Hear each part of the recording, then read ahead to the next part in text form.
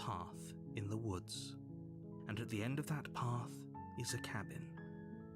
And in the basement of that cabin is a princess. You're here to slay her. If you don't, it will be the end of the world. You're on the path in the woods, and at the end of that path is a cabin. And in the basement of that cabin is a princess. You're here to slay her. If you don't, it will be the end of the world. Yes, but you'll have to slay her before you get it. Yes,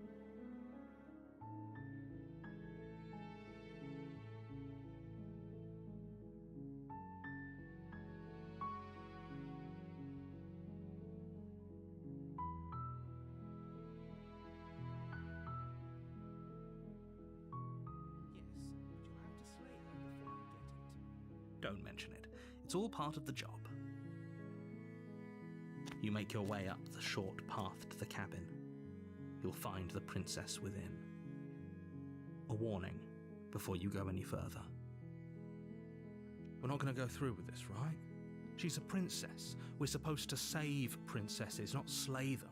Don't mention it. It's all part of the job. Ignore him. He doesn't know what he's talking about. Make your way up the short path to the cabin. You'll find the princess within. The interior of the cabin is almost entirely bare. The air is stale and musty, and the floor and walls are painted in a fine layer of dust. The only furniture of note is a plain wooden table. Perched on that table is a pristine blade. The blade is your implement. You'll need it if you want to do this right. The cabin is almost entirely bare. The air is stale and musty, and the floor and walls. You take the blade from furniture of note is a plain wooden table. Perched on that table is a pristine blade. The door to the basement creaks open, revealing a staircase faintly illuminated by an unseen light in the room below. This is an oppressive place. The air feels heavy and damp, a hint of rot filtering from the ancient wood. If the princess really lives here, slaying her is probably doing her a favor. Her voice carries up the stairs. Who's there? She sounds dangerous. It's almost as if she's the one in charge down here. Don't let it fool you. It's all part of the manipulation.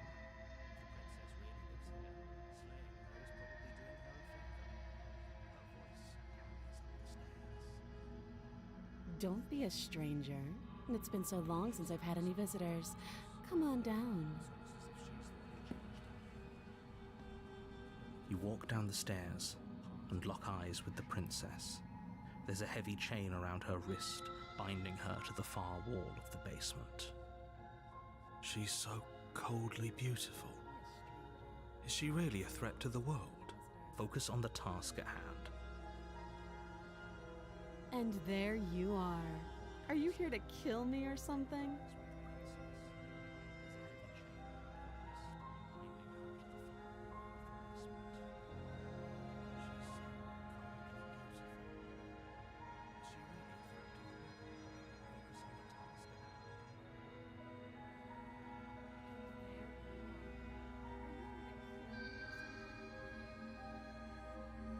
That isn't a good idea. Just drop the knife, and maybe the two of us can talk things out. She's right, we shouldn't. We should just drop the blade. Don't you dare. It's fine. We can decide what we want to do after we talk to her. Maybe she really is a monster, but killing someone in cold blood isn't very becoming of us. And maybe the two of us can talk things out. She's right, we should just drop the blade. You ignore the trembling in your hands and tighten your grip on the blade.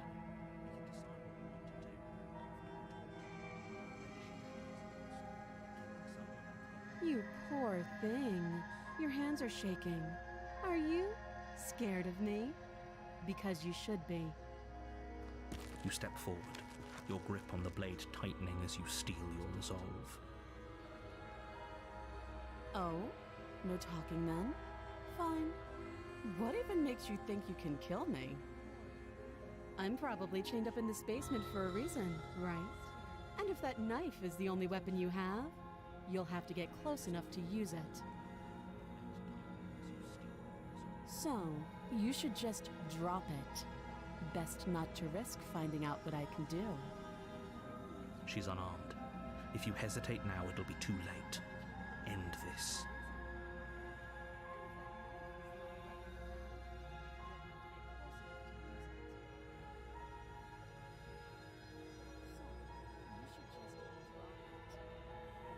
Then I'm not talking to you.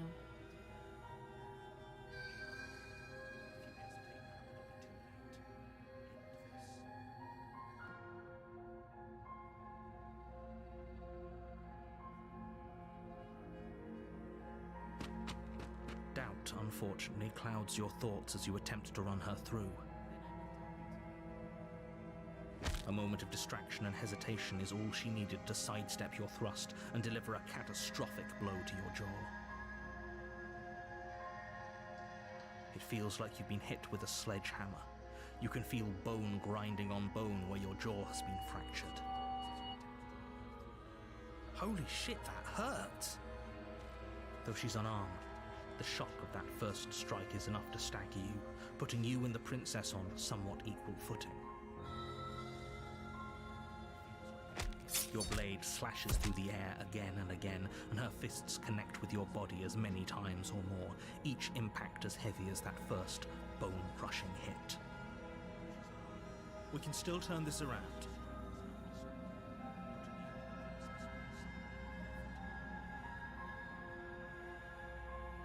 You and the princess stare at each other, both gasping for breath, equally exhausted. You probably won't make it out of here alive, but you can at least make sure that she won't make it out of here, either. Excuse me? Do you think this is what I wanted to happen? I have a duty to state the facts of the situation, and honestly, it's a miracle anyone is still standing right now. Can you not feel all those ruptured organs bouncing around in there? If the princess doesn't do our friend in herself, internal bleeding is certain to finish the job. The two of you clash for the final time. You feel your ribs break as she delivers a heavy blow, but you push through the pain, falling forward and sinking your blade deep into the princess's heart. Oh. The two of you fall to the floor. This was fun. The princess gasps, her voice an unhealthy rasp as her lungs start to fill with blood. You put up more of a fight than I thought you would. But I have to wonder, do you really think this is the end? But you don't have time to worry over such things. Everything goes dark, and you die. Her voice an unhealthy rasp as her lungs start to fill with blood. You put up more of a fight than I thought you would. You're on a path in the woods, and at the end of that path is a cabin. And in the basement of that cabin is a princess. You're here to slay her. If you don't, it will be the end of the world. You're on a path in the woods, and at the end of that path is a cabin. And in the basement of that cabin is a... I can assure you that you're not dead. And to answer your second question, you're here to slay the princess. I literally told you that a second ago. If he doesn't remember what happened, then maybe it's best to keep it that way. You know I can hear you, right? It's going to be a lot harder than you think to keep secrets from me.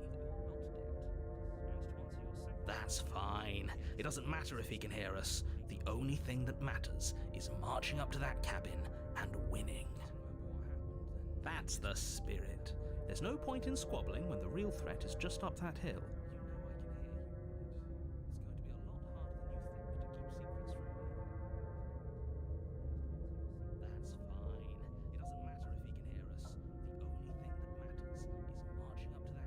Those are two very different questions, but fine, I'll indulge you if that's what it takes to get you moving.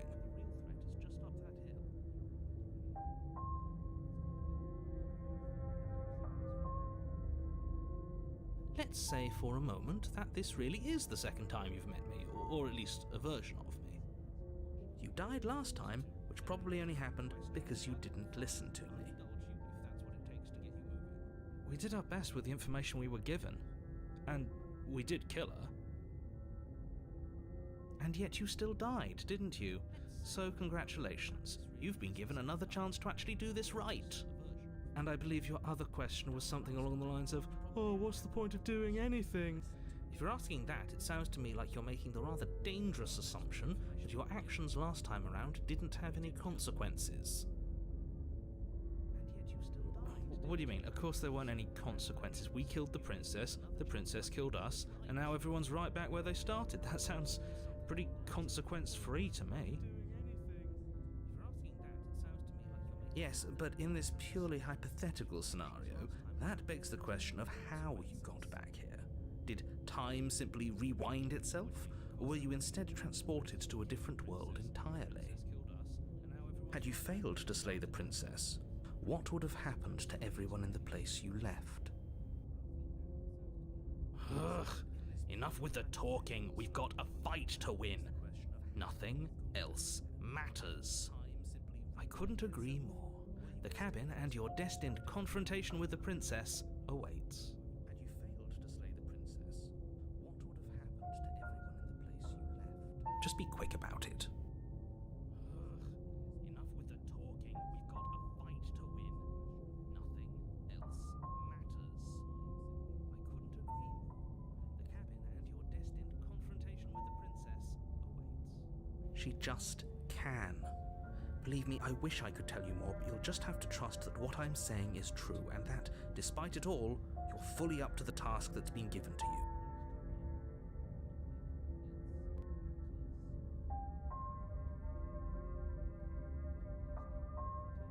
Like I said, if she killed you, it was probably because you didn't listen to me. Don't talk to her, don't trust her, just go in, do your job, and save the world. Despite it all, you're fully up to the task. Oh, this is maddening. Why do you keep asking questions? There's nothing wrong with getting the full picture of what's going on here. Like I said, if she killed you... Sure there is. It's wasting time and energy that would be better spent fighting.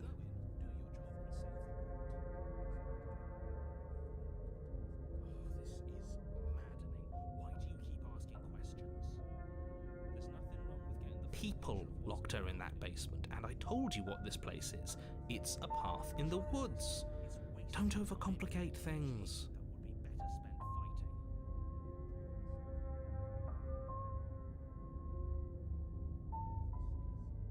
I've told you everything you need to know. Going into more detail would just overcomplicate an otherwise very simple situation and make your job more difficult.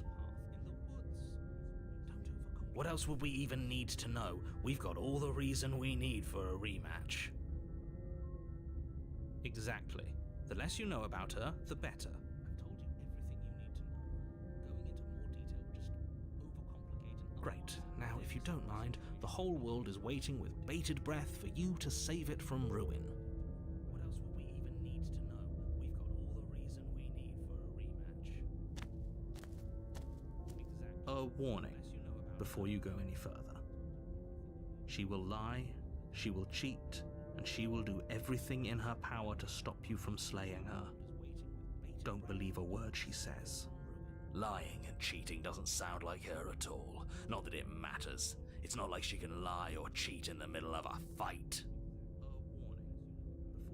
Are you sure about that?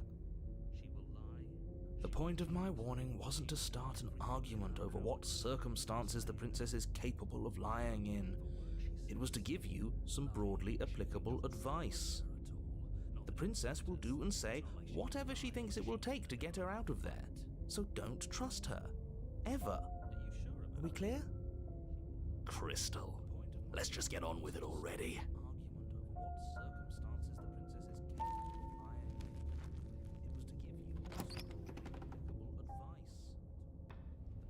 The cabin is tighter than its exterior would suggest. Its cold stone walls press in on you, as if trying to forcefully direct you towards your destination. The only furniture of note is a black iron altar with a pristine blade perched on its edge. See? Even the cabin has the right idea. Let's get moving. The blade is your implement. You'll need it if you want.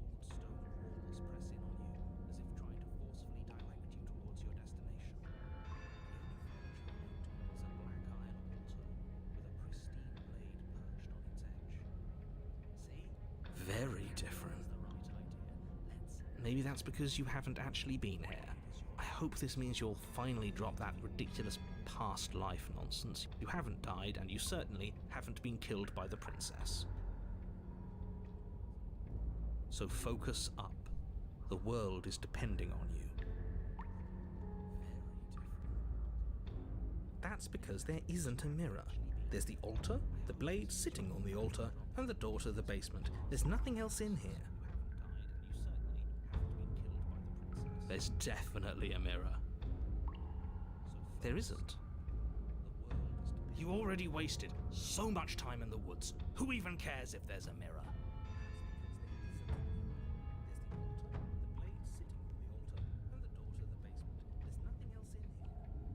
As do I. I'm not lying to you. Use your eyes. There is no mirror. Why would I lie about something so meaningless? What good would a mirror even do? Let you waste time preening yourself instead of doing what needs to be done.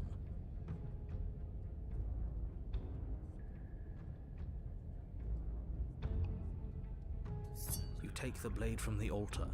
It would be difficult to slay the princess and save the world without a weapon.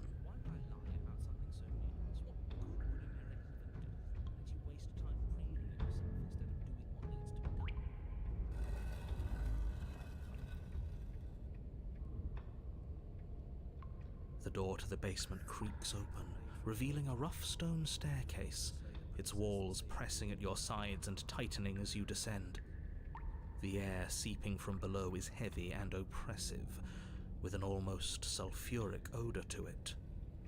If the princess lives here, slaying her would probably be doing her a favor. Her fierce voice carries up the stairs. Is that another challenger? Finally. It's been ages since I've had a good fight. This isn't what she sounded like last time. Her voice is a little deeper, almost threatening. Good. Sounds like my kind of princess. As much as I appreciate the enthusiasm, just make sure you don't let your bloodlust get to your head. You need to stay focused and keep your wits about you. Remember, you're here to slay the princess, not to have a good fight.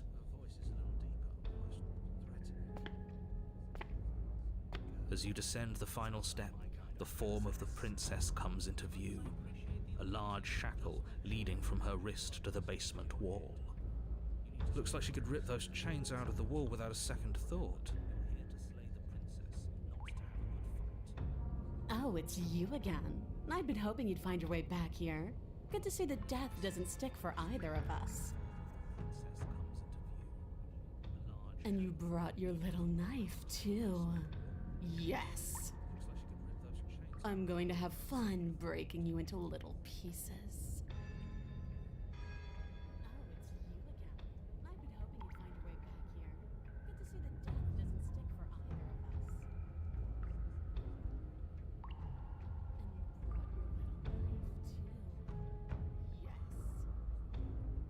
You look exactly the same. All right, fine. I believe you. What? What you said earlier in the woods, I believe you. You've already met the princess, and the princess has already met you. That's all the more reason to take this seriously. You don't know that whatever brought the two of you back to life isn't a fluke. And beyond that, do you know who doesn't remember anything that happened last time? Me. I don't remember. Are you okay? Of course I'm not okay. As far as we're all concerned, the fate of my world is still very much on the line. Not all of us have the luxury of jumping over to a parallel universe the second we die.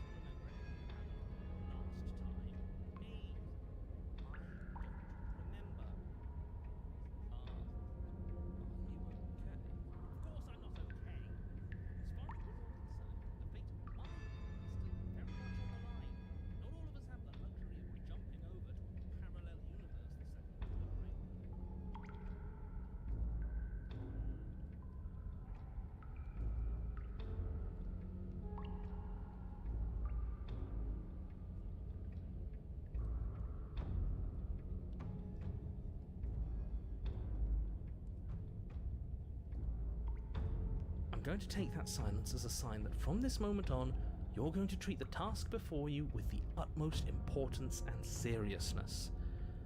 I'm so glad that we're finally all on the same page.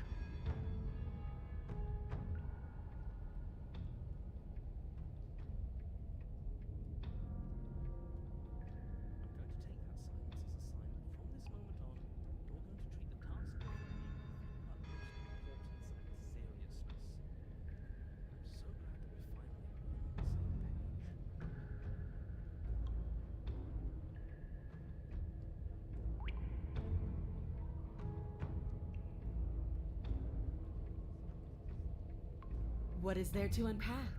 I was dead and now I'm not, and the same goes for you. There. Unpacking done. Don't you get it? We've been given free rein to wail on each other. Forever. Couldn't have said it better myself.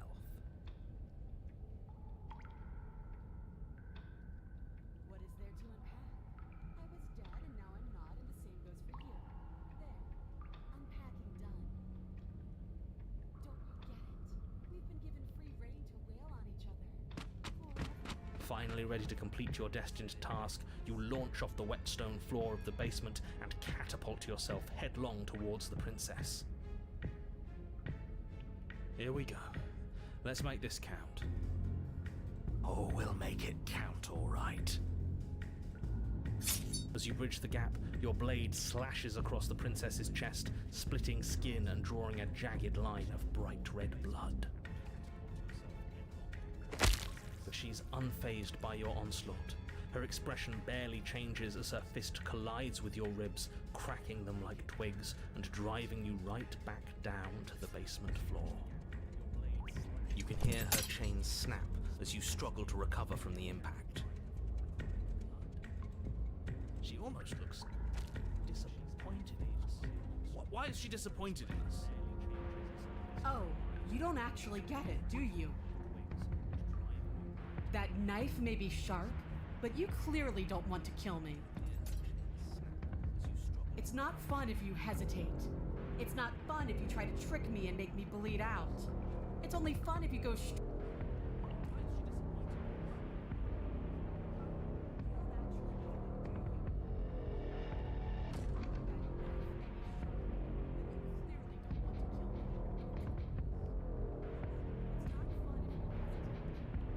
You need to put everything you have into seeing me dead. Or what's the point? So don't be afraid. Don't hesitate. Kill me. Don't let her get in your head. Reincarnation or not, this world needs you to win. She's huge, but that probably means she's slower than us. Take it slow, think it through. Don't panic. Bleeding her out is our best course of action. Don't listen to them. She understands something that they don't. The only way to win, the only way out of this is through her.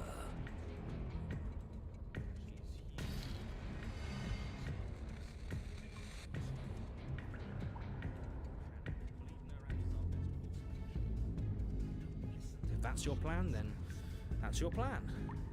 Push off the ground, ignoring the pain in your ribs as you charge at the princess once more. You can feel flesh give way before a sudden impact blunts your momentum, your weapon tightly lodged in the bone of her arm. She grins at you from behind her guard. Pull it out. We'll try a different angle. No, we can do this. Just keep pushing.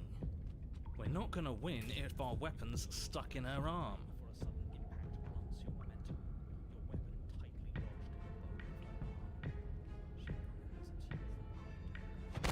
Pull back on the blade's hilt, doing your best to free it from its sinewed prison. But as you tug the blade free, the princess slams you down onto her knee. It collides with your ribs, and you feel them splinter, cracking like wet wood from the impact. And you find yourself in midair, effortlessly tossed across the room. You hit the floor, your ribs complaining painfully. But you can feel the hilt in your grip. You still have your weapon. You push yourself off the ground and attack the princess, trying to bait an opening. You do your best to outplay her, slashing out and leaving red cuts in the tattered remains of her white dress. but you have little room to maneuver. For every glancing blow you manage to land, she slams you against the wall in retaliation, each impact threatening to be the last. This weak little dance isn't working. Just toughen up and overpower her. She's throwing us around like a ragdoll. I think overpowering her is a little out of the question. Did you think you could stop me with a few cuts? All this dancing around is doing nothing but annoying me. I own this place, and I own you. Princess's arm shoots forward, her palm wrapping around your head, fingers gripping your skull. How disappointing. She squeezes, the pressure unbearable as her fingers dig into your scalp. All this dancing around. The last thing you hear is the unsettling crack of your skull I own you. and the sickening churn of what was your grey matter. Everything goes dark, and you die. How disappointing. She squeezes, the pressure unbearable as her fingers dig into your scalp. You're on a path in the wood. If you weren't so damned afraid of what she'd do to you, we wouldn't have died back there. Fear is good. Fear keeps us alive. We died because you didn't have enough of it. So what? You'd have us cower in a corner? No, but that place suits her better than it suits us. She's big. We can't hope to find holes and openings down there. We need more room if we're going to survive. Are you suggesting luring her into the woods? Do you have any idea how dangerous that would be? If you lose sight of her, if she manages to slip away, that's it. Game over for everyone, yourself included. Are you not challenging us on all the looping? Have you known about it the whole time? Are you the same one we've been talking to since the beginning? Sorry to disappoint what I'm sure must feel like a grand revelation, but that's not what's going on here. We've never met. It doesn't matter. We could go in circles forever. I don't like staying still for too long. Let's get to the cabin, see this through. It's good to know that at least one of you is still capable of reason. We may have the same destination, but we're not the same. You are still an other, and I don't trust you.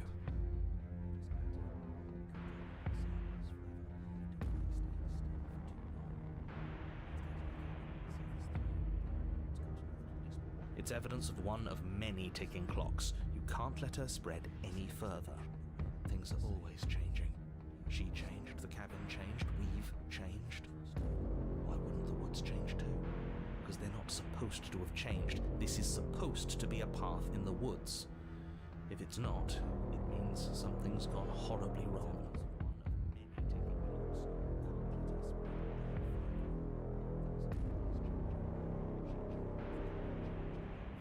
You're the chooser.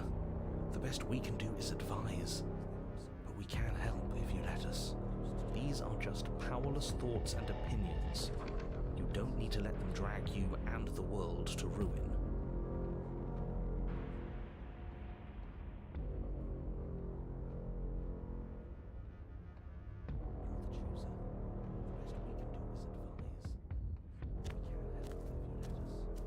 It isn't long before you find yourself at the end of the path, staring up the hill at the cabin.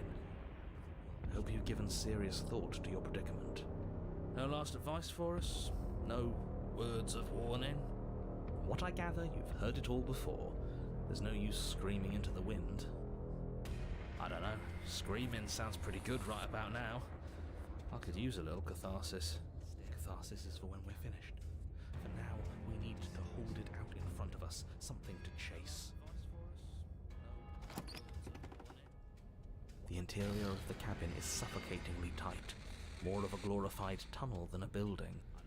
Its stone walls squeeze against your sides, leaving you no choice but to press forward. The only furniture of note is an iron altar jutting out from the wall, a pristine blade perched on its edge. The blade is your implement. You'll need it if you're going to do this right. See? We have even less space than before. We need space or she'll kill us. And the only space is out there. Take it.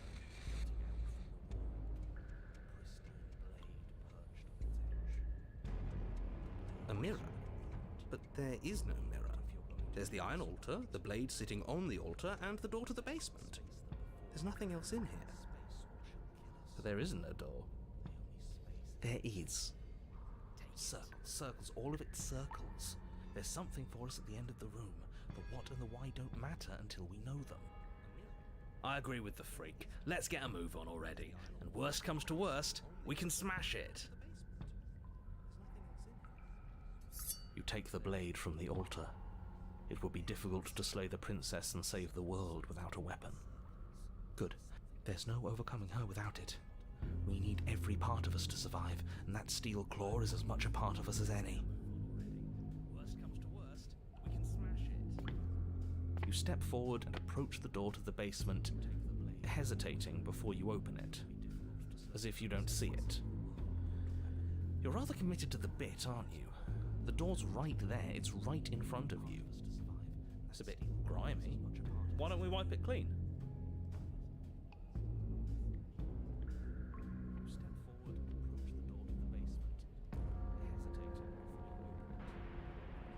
You reach forward and drag your hand across the door leading to the basement.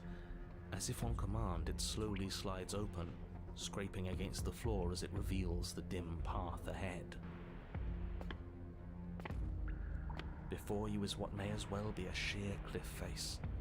There are enough footholds that you'll be able to clamber your way to the bottom, but it will require careful effort.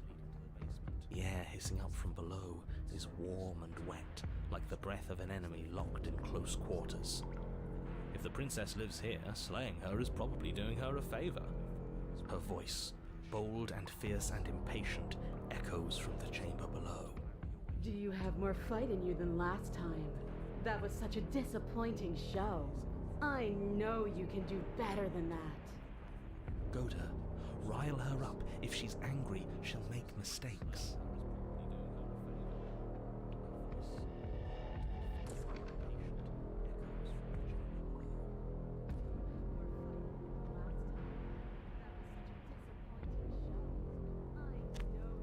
You've nowhere to go but down.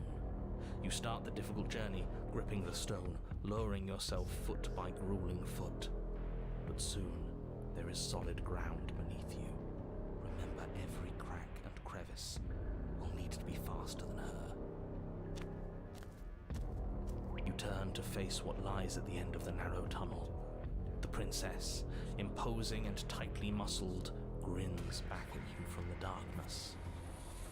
Her face widens into a broad grin.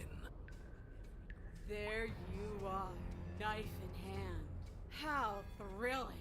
Attack me, bleed me, twist the blade in my flesh, break your bones against my body. I want a real challenge this time. We can't get that close. She'll kill us in the tight space, steel claw or not. Make her come to us, stand beyond her chains, and let her become frenzied. She'll break them. Then we run. I really don't like the sound of this. It's the only way we live. Well, what are you waiting for? If we're gonna do this right, you can't be scared. You need to want this as much as I do.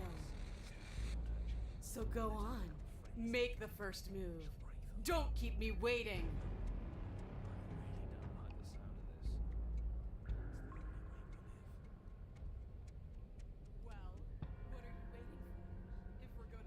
The princess scoffs. Oh, you're up to something tricky, aren't you? You're teasing me with what I want, but I'm sick of waiting. I'm not going to let you give me another bad fight. I'm going to get what I want. Bloody desire in her eyes, the princess rushes forward, ignoring her chains as they bend and snap. Oh, you're up to something tricky, aren't you? Run. You're teasing me with what I want, but I'm Without sick of hesitation, waiting. you turn back the way you came and scramble up the ledge towards the tunnel entrance. I'm going to get what I want. As you near the top, hands desperately clawing at jagged stone, you glance back. The princess is right on your heels. She doesn't bother to scale the wall as you do, instead digging deep into the rock of the cliff face with her fingertips in her rabid pursuit. Anywhere you go, I will follow. Good. You reach the ledge and hoist yourself up into the tunnel, the cabin door finally in sight, at once within your grasp and infinitely distant. What is all of this for? What's the point? You and I are always going to end in violence, so why bother to run? I know what I am. Why can't you be the same? Little bird, where do you think you're going? We're almost there. Don't think about almost. We're there when we're there. And we'll take the fight with us. Your skin hums tight with adrenaline as you burst through the cabin door and roll onto the grass. You glance back at the cabin as the princess, singular in her desire to destroy you, explodes through the doorway. You are walking a dangerous path. If you waver once, it's all over. So get it right. There's nothing left to slow me down. Do you think this is better for you? Do you think this space gives you an edge? Then show me! Show me that you've been worth all the room you've taken up in my head! Do it! Be swift, strike true, be where she's not, let your body move you.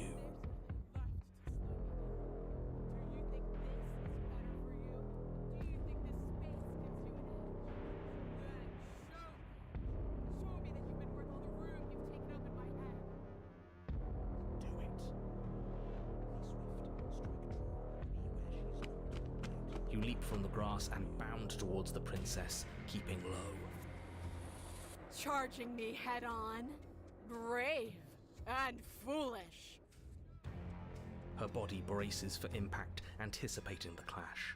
That's where you're both wrong. Left, now! As the princess strikes, your body swerves to the left. She overextends, stumbling as her balance shifts unexpectedly. Strike. Before you can finish the thought, you lash out, the blade slicing through her leg. She turns to swing again. Right. You move out of the way, but this time it's not quite as clean. You can feel a bruise already blooming where her elbow crashed into flesh. It's nothing. A scratch. Yes, it could be worse. And you managed to gift her another cut in return. I'll be damned. We're actually going to pull this off, aren't we? You just might, but don't let it get to your head. Not until it's over. Yes, finally! This is the hole I felt in my heart. This is what I've needed. This is what I've been missing. This is how it always needed to end. Both of us giving it our all, beating and bleeding each other to death.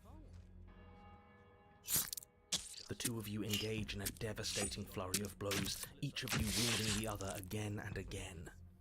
She's stronger, but you're faster, and the deeper the both of you fall into your lethal dance, the more your edge shines over hers. She's slowing down, blood pouring from wounds, splattering at her feet, leaving her weak and unsteady. More! Keep going! We can't stop! Now! You spy an opening. But this time she's waiting for you. She lets you sink the blade deep, trapping you in place long enough to wrap you in her impenetrable arms. You're slammed to the ground. Nothing! These blows are nothing to us! Keep going, we can't stop. But her gambit wasn't enough to close the gap. It wasn't enough to kill you.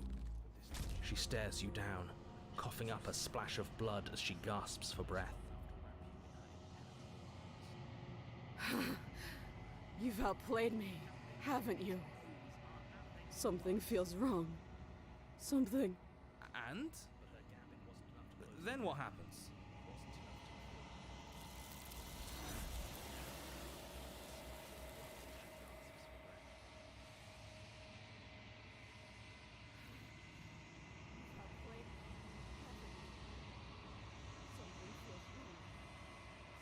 She's gone. Where did she go? Should we try and find her? And there's that mirror again. Why is it here? Why now?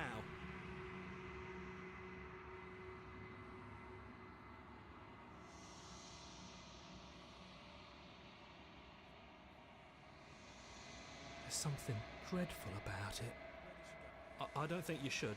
The thing reeks of death. Screw the mirror. We just need to find the princess. I'm begging you, don't do this. It's different now. It feels, I don't know, final.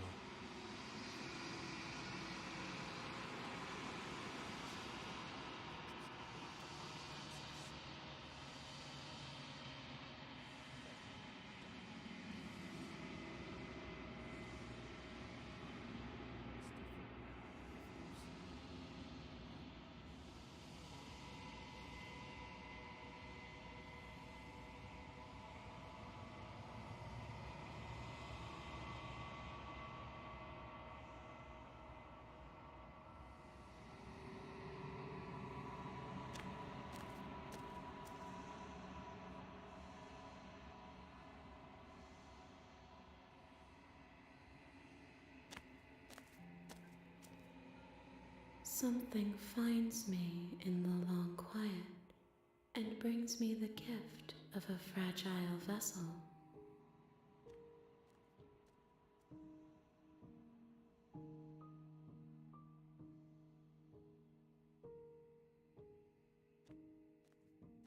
Something finds me in the long quiet and brings me the gift. I have only just now stirred to consciousness. I could not have trapped you here, and I too yearn to be free.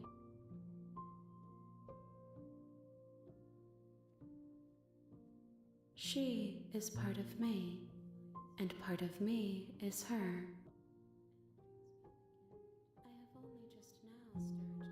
You speak in circles. Does it matter where one thing begins and another ends?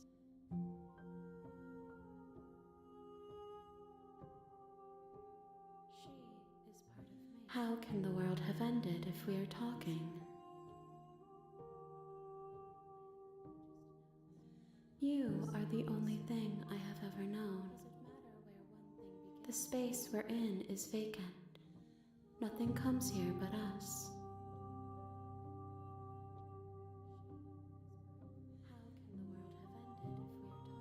I am solitary lights in an empty city.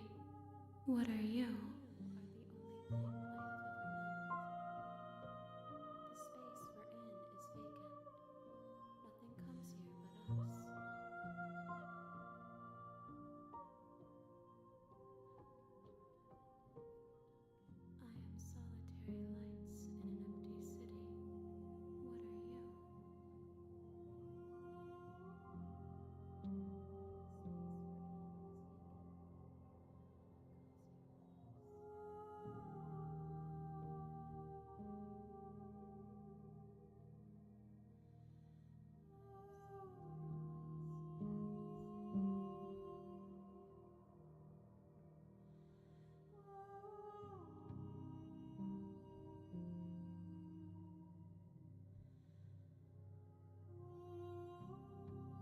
I think that you are like me. We are oceans, reduced to shallow creeks.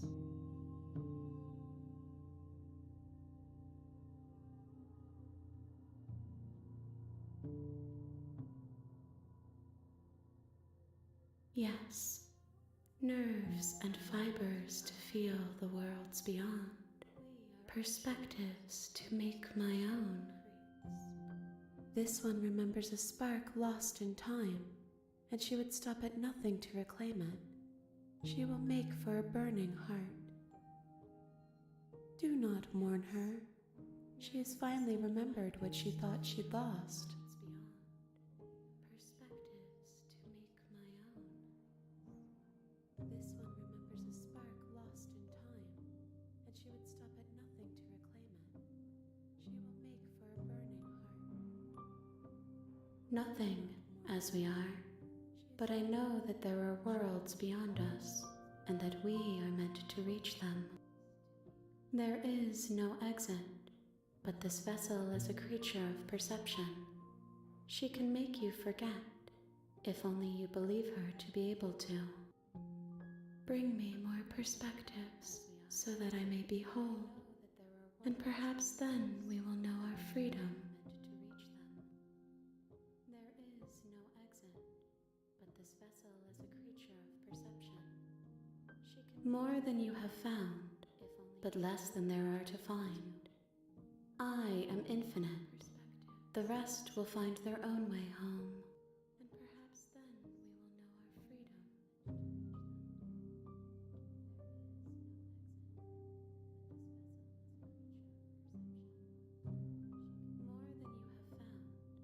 but less than there are to find. I am infinite. She asks that I tell you to remember her. You won't.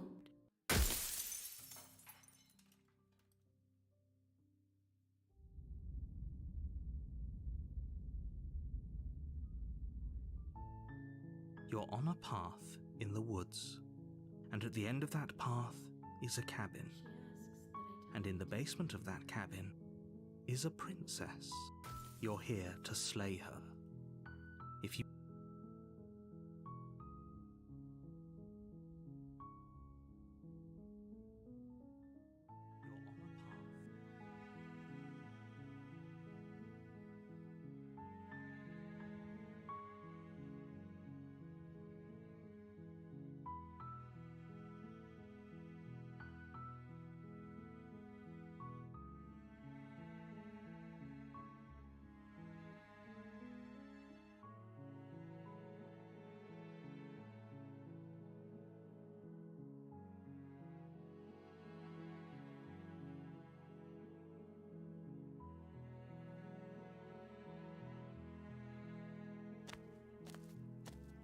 You make your way up the short path to the cabin.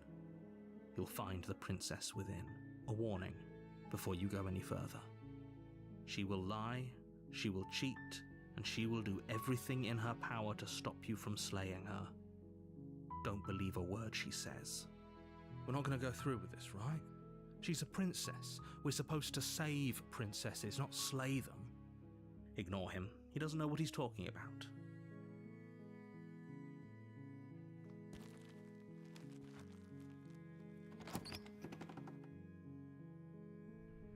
The interior of the cabin is almost entirely bare. The air is stale and musty, and the floor and walls are painted in a fine layer of dust. The only furniture of note is a plain wooden table. Perched on that table is a pristine blade. The blade is your implement. You'll need it if you want to do this right.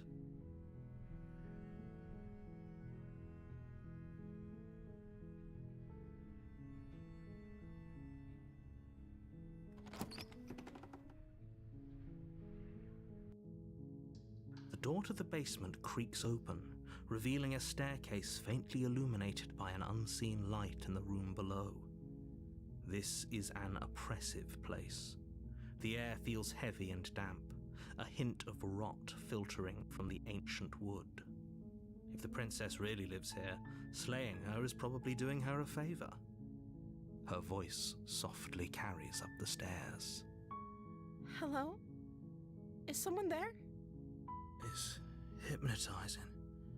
It's the kind of voice you only have to hear once to remember it for the rest of your life. Don't let it fool you. It's all part of the manipulation. You're playing a dangerous game by coming here unarmed.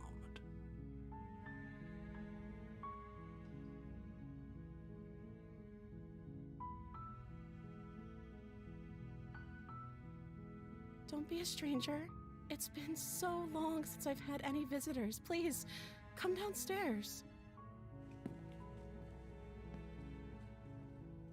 You walk down the stairs and lock eyes with the princess.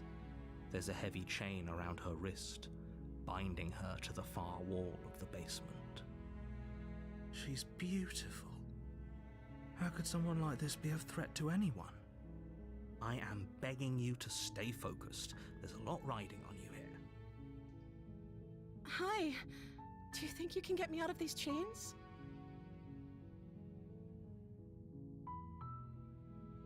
Okay.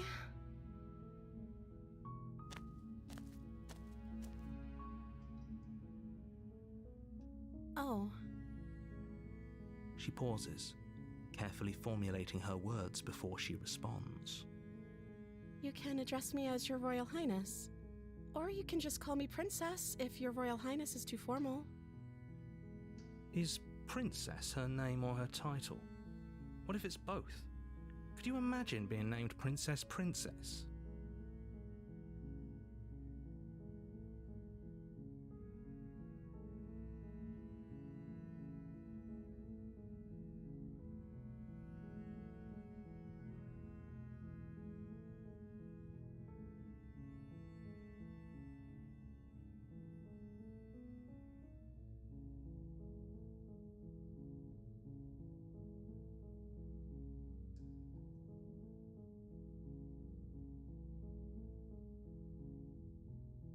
Of course I'm locked up down here for a reason.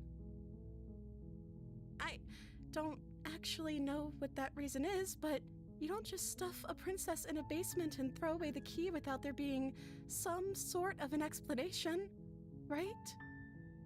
You have all the explanation you need, and you should know better than to trust whatever she comes up with.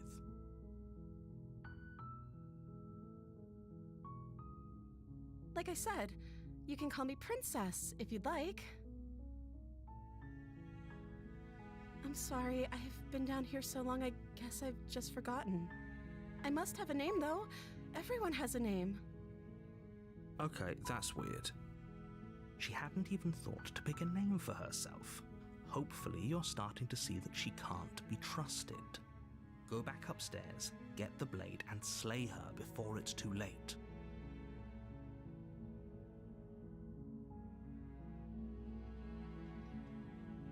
I don't see what that has to do with anything. This is the only time this is ever going to happen, but I agree with the princess. That's hardly relevant.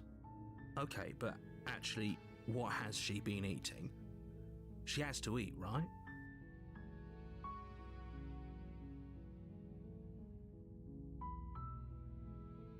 The princess hesitates before responding. She doesn't know. She's been down here too long to have any idea of what she'd do in another life. She knows what she'd do. She's just searching for whatever answer she thinks you want to hear. Are you looking for the truth, or are you looking for the right answer? Because with the dynamic we have going on here, I don't think the specifics of what I do really matter. It's not like you'd believe me.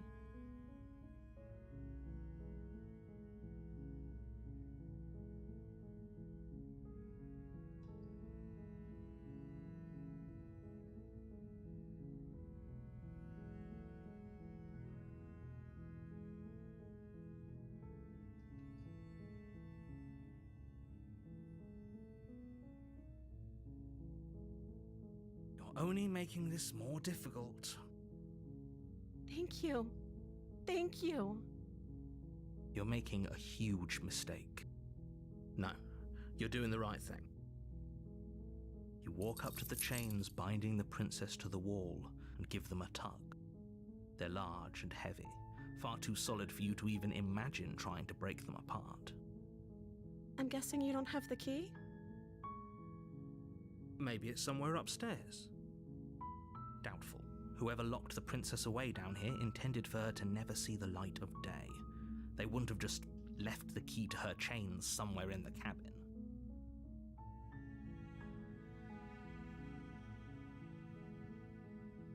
Maybe there's some way to break the chains? Or if that doesn't work, I guess we can always cut me out of them. She offers the suggestion with almost complete nonchalance. If we were stuck down here long enough, I'm sure we'd be nonchalant about cutting our way out if it meant we could finally be free.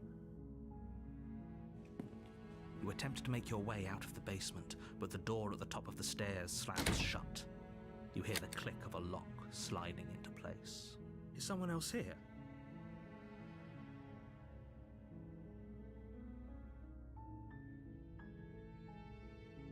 Your shouts and pleas are met with silence. I'll repeat myself once again. You're here to slay the princess, and you won't leave until the task is done. You try the door, but it's locked from the outside. You make your way to the bottom of the stairs. This would have been so much easier if you'd just taken the blade like you were supposed to. Easier for whom? Easier for everyone. Look at the mess you're in. I heard the door slam. They locked you down here too, didn't they? There's a slight panic rising in the princess's voice. If I could just get out of these chains, I know we could force our way out of here together. She barely hesitates before raising her arm to her mouth, her teeth tearing through her limb with the determination of a trapped wolf. As she rips her flesh from her bone, a sound comes from behind you, the clang of bouncing metal. It's the blade from upstairs. You're not sure how it made its way down here, but if there's a time to strike, it's now. Or we could use it to free her. You won't like what happens if you do that.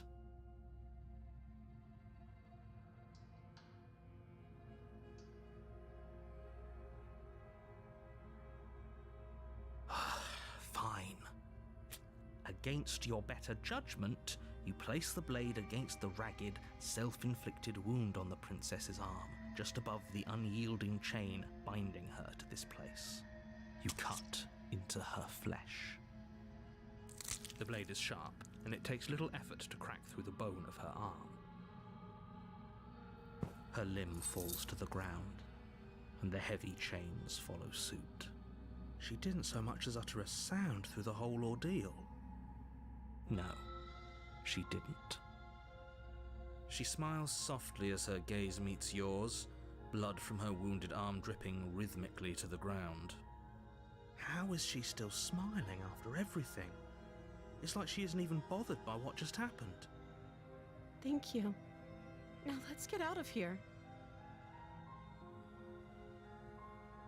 No, we won't have any of that. The stakes are too high. You can't just let her escape into the world.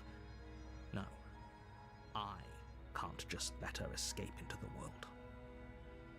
As the princess approaches the bottom stair, your body steps forward and raises the blade. Wait, this isn't fair. You can't just do that. Watch me. What are you doing?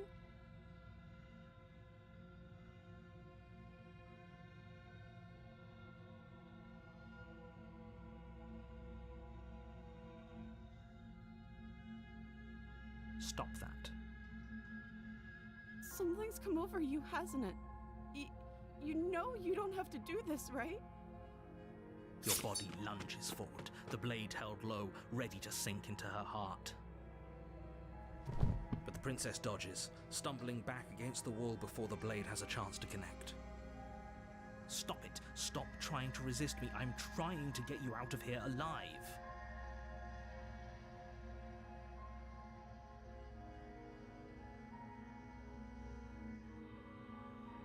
The blade. Move the blade. As your body remains frozen in stubborn resistance, the princess takes a cautious step forward. We both know this isn't you.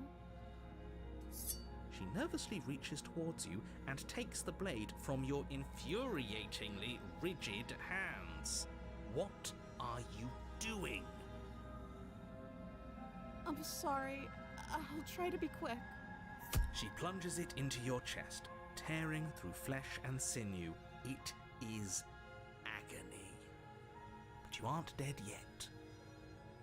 Oh no! I'm so sorry. Stay strong. We can tough it out until it's done. For her sake. For her sake? Don't you start pretending that dying a painful death is some sort of heroic gesture. The two of you have literally doomed everyone. Whatever. She sinks the blade into your chest again and again and again, and you feel every inch of burning pain that slices its way into your body. I'm sorry. She doesn't know how to use a knife, does she? Apparently not, though it doesn't matter how sloppy her blade work is, does it? A stab wound is still a stab wound, and it won't be long before you bleed out. I'm so sorry. With one last thrust of the knife, your legs give out beneath you. You collapse to the floor, your blood pooling around you, your limbs unresponsive. The princess stares down at your ruined chest as tears carve rivulets of pink down her blood-spattered cheeks. It can't just end like this, right? Oh, that's rich coming from you. As much as I'd prefer for things to have gone differently, I can't deny the reality of what's happened. The two of you made your choice. It's over. Everything goes dark, and you die.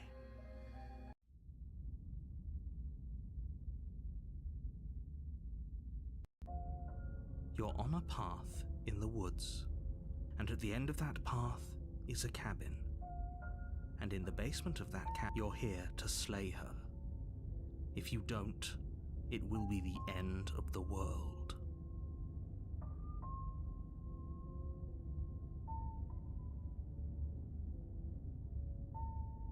Oh, don't you start grandstanding about morals. The fate of the world is at risk right now, and the life of a mere princess shouldn't stop you from saving us all. If he doesn't remember what happened, then maybe it's best to keep it that way. Yes, he didn't approve of us last time, did he? If we're going to save our beloved, we'll have to be sneaky about it. Our beloved? Yes, you'll have to be very sneaky about your intentions if you're going to try and save the princess.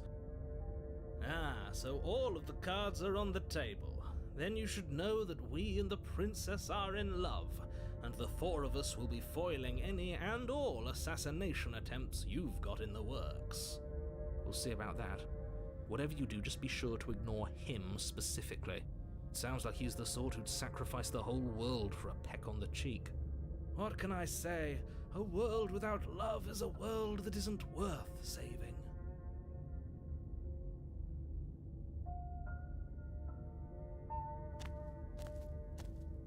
A warning before you go any further. She will lie, she will cheat. We already told you we're not playing along with your little game. It's your lies that can't be trusted. Her beauty is the only thing in the world we can believe in. I think we've already been over this. I'm pretty sure he just likes the sound of his own voice.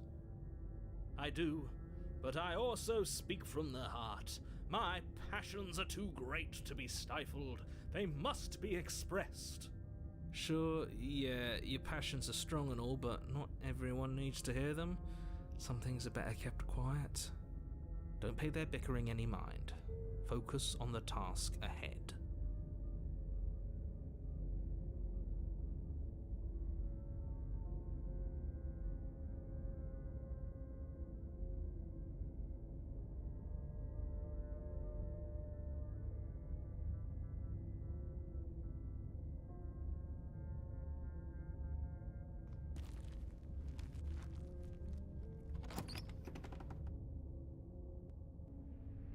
The interior of the cabin is clean and elegant, its stone walls draped in fine-threaded tapestries, a prison befitting a royal prisoner.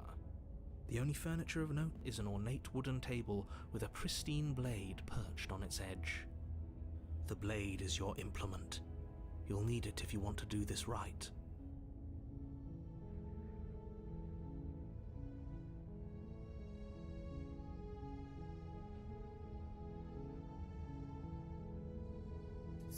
You take the blade from the table.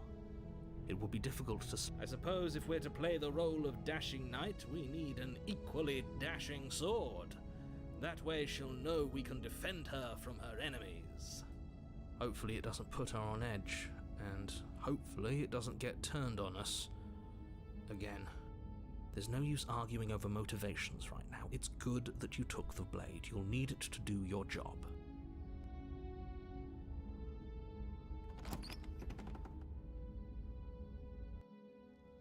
The door to the basement creaks open, revealing an intricate stairwell. Gold-trimmed carpet glimmers in the light of the torches positioned along the walls. The basement almost seems welcoming in the dim firelight. but it's still a stone basement. If the princess lives here, slaying her is probably doing her a favor. A soft voice carries up the stairs. Hello? Is someone there? Her voice, it's somehow even more beautiful than last time. I can hear wedding bells already. I've held my tongue till now, but you're taking this a little too far. We barely even know the princess. We can still do right by her without all this over-the-top fawning. Yes, for everyone's sake, you're not in love. Just remember that her charms are all part of the manipulation. You walk down the stairs and lock eyes with the princess. There's a heavy chain around her wrist, binding her to the far wall. My love, we're here to rescue you from your unjust and foul imprisonment. You know she can't hear you, right? She may not be able to hear my words, but surely she can hear my spirit. Oh, your spirit's plenty loud, all right. It's you, my dashing hero. I was so worried you wouldn't come back. Did you hear that? She said we're dashing. And she called us a hero. Flattery really goes a long way with the two of you, doesn't it? Waiting for you to come back. I didn't want to believe your ravings back in the woods, but this is next to incontrovertible evidence. You've been here before. That's right, villain, and you killed us. Well, she killed us. Only because he made us try and kill her. It was self-defense. Our beloved's hands remain unstained by cruelty. And you've died before. So an entire world has been damned to oblivion. I'd really hoped I'd be the first, but what's done is done. What matters is you have a chance to do it right this time. We damned a whole world, but everything reset. Nothing resets, you're just somewhere else. You can't keep hopping between worlds forever, especially not without leaving a trail of incomprehensible devastation behind you. This is horrible.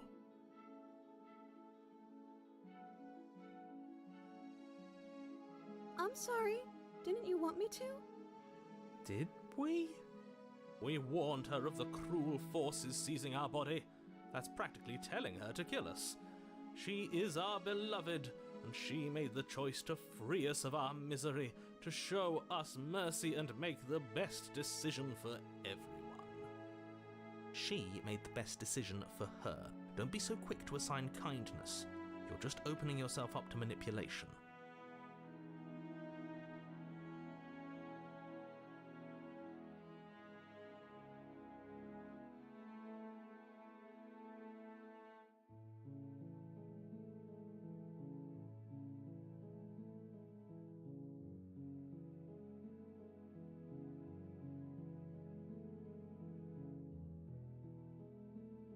Rescue her?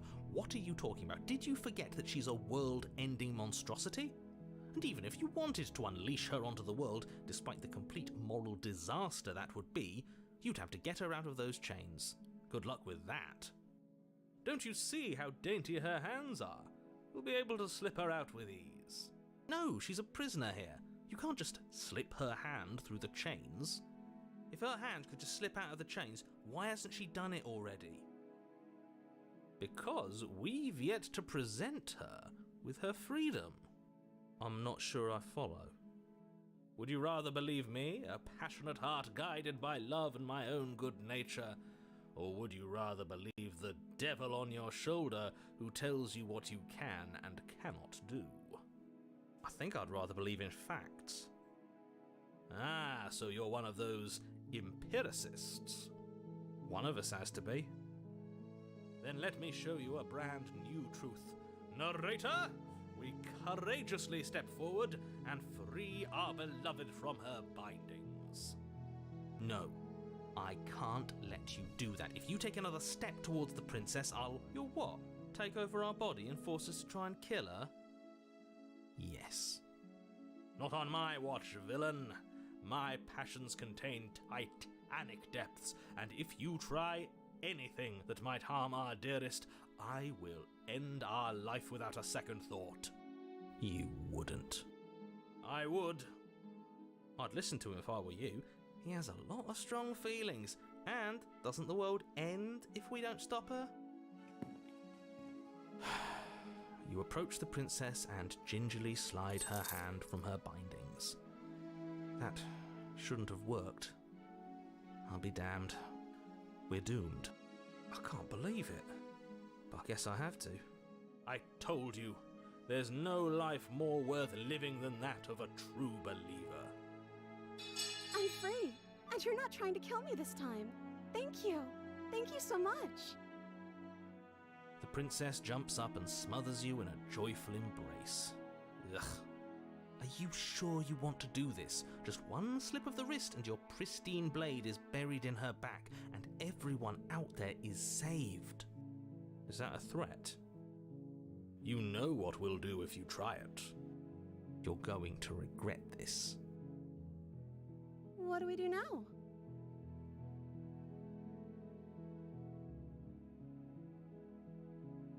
Let me guess. End the world? Spoken with the rank cynicism of someone who has never felt love in his heart.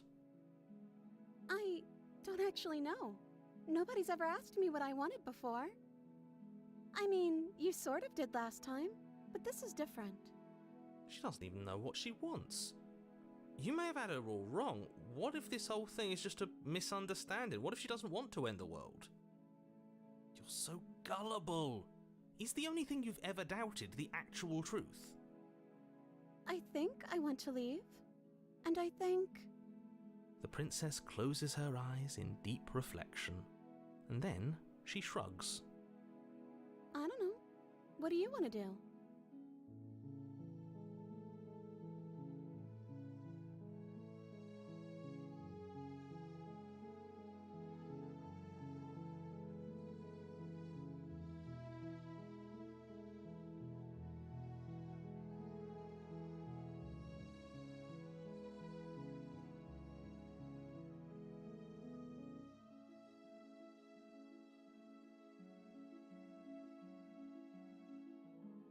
Sounds perfect.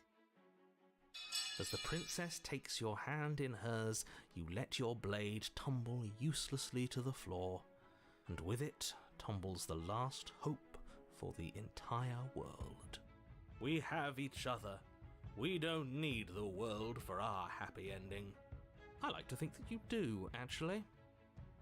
Look, I have my doubts, but the choice has been made and this is happening. You don't have to mope about it. I will mope about it, because moping is the only recourse you love-blind fools have left me with.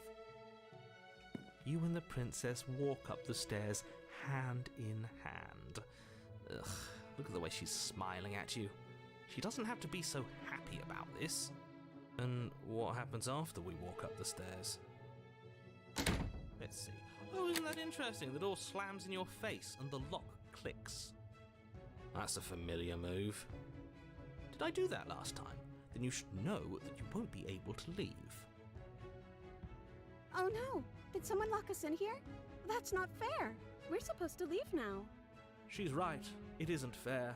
But the unfairnesses of the world are no match for the strength of true love. Enough with this true love nonsense. You just met her. Of course you wouldn't understand. Our passions run deeper than anything you have ever known. Are you listening to this? You don't have to go along with the every whim of that delusional voice. I'm just along for the ride at this point.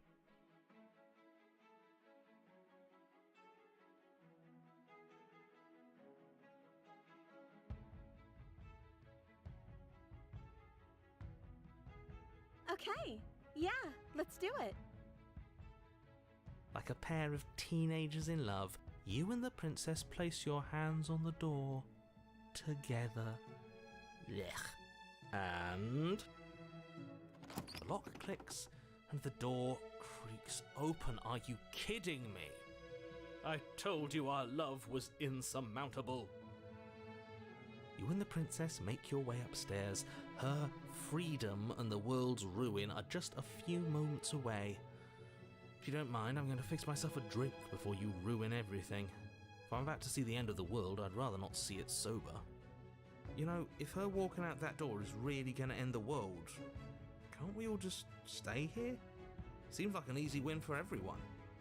That's not how this works. Yes, what he said. That's not how this works. Obviously, we have to leave with her. It's our happy ending.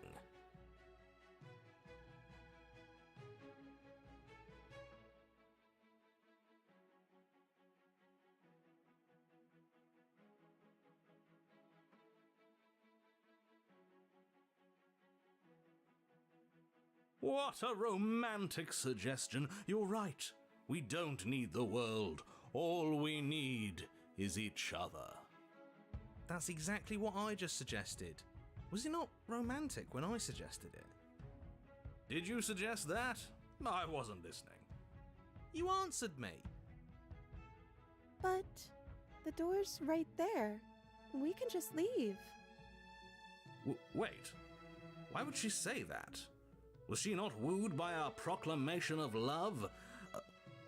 We not enough for her? She's not wooed by you because staying here and building a life together isn't a solution. It isn't anything. It's a non-answer. It can't be done.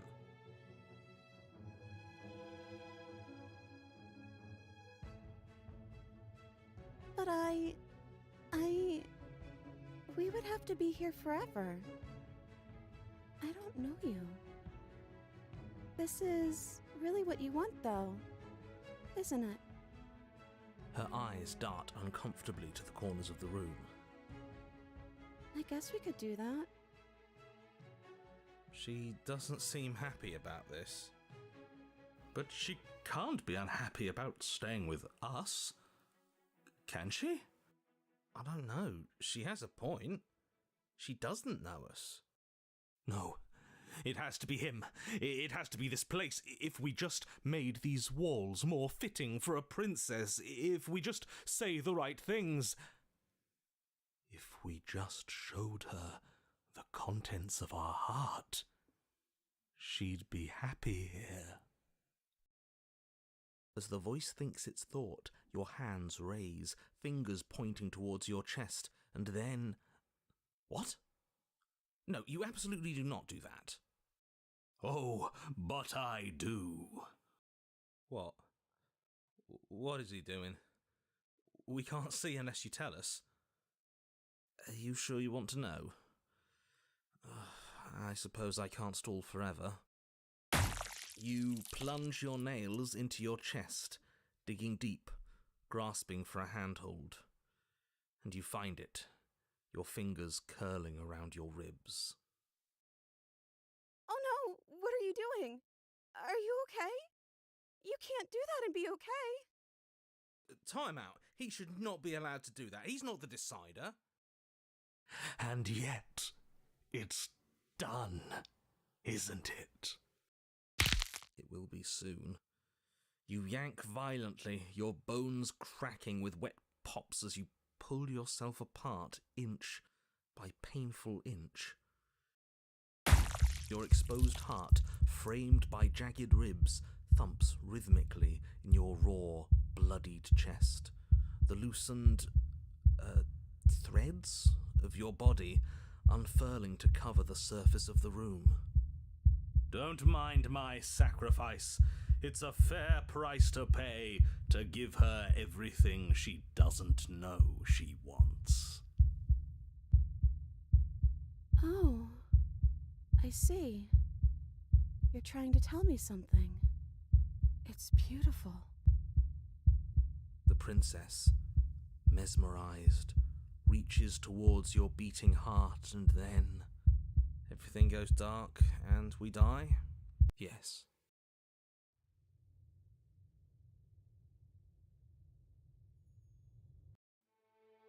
You're on a path in the woods. Mate, we're clearly already in the cabin. Excuse me? You're clearly... Oh. Huh. So you are. How do you know about the cabin? I didn't get to the cabin part of my opening monologue yet. We've been here before. Well, not here, but I'm sure you know what I'm talking about. You knew about the loop in last time. Now, he's clearly disorientated.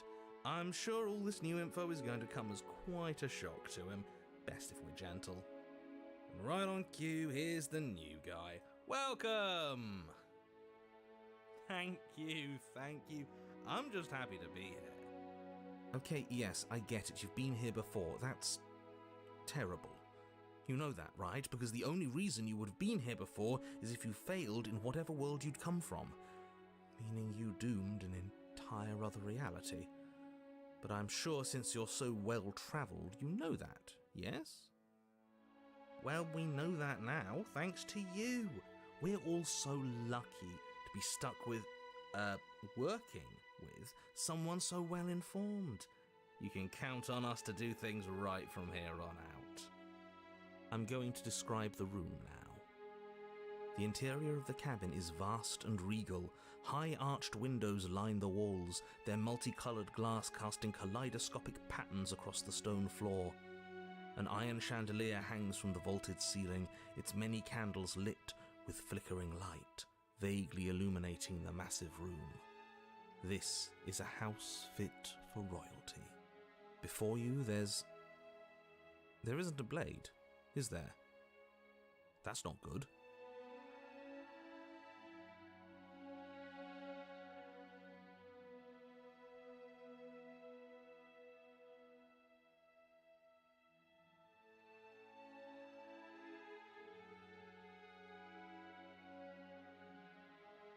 What is there to say about it? It's a mirror. Is this some sort of a bit? There is no mirror. There's only the stained glass windows, the empty table where your blade should be, and the door to the basement. Oh, my bad. That's why I haven't been talking about it. I see it. Good for you, buddy. You've got a sharp set of eyes on you. Mirror or no mirror, the door to the basement, your only way forward, is just on the other side of the room. How about you walk over there?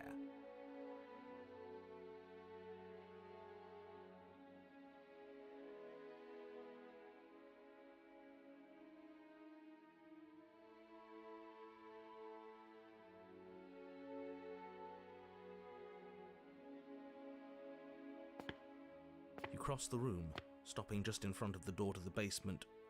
What is this about that supposed mirror? Just reach forward and fumble around a bit. I'm sure you'll find the handle. Well, shall we have a look at ourselves?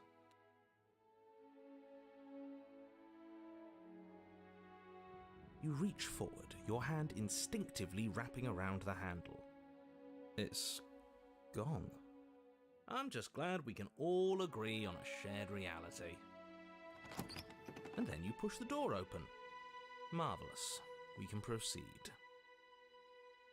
It would seem that the stairs to the basement don't lead to a basement at all. Rather, they go up. They're draped in fine carpet too, one that feels pleasantly soft against your feet. If the princess lives here, slaying her would probably... no, that doesn't work here at all. This place is nice. It's fancy, even.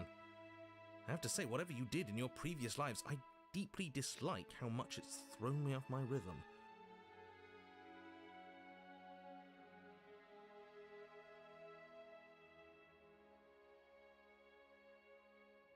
Don't worry about it, boss.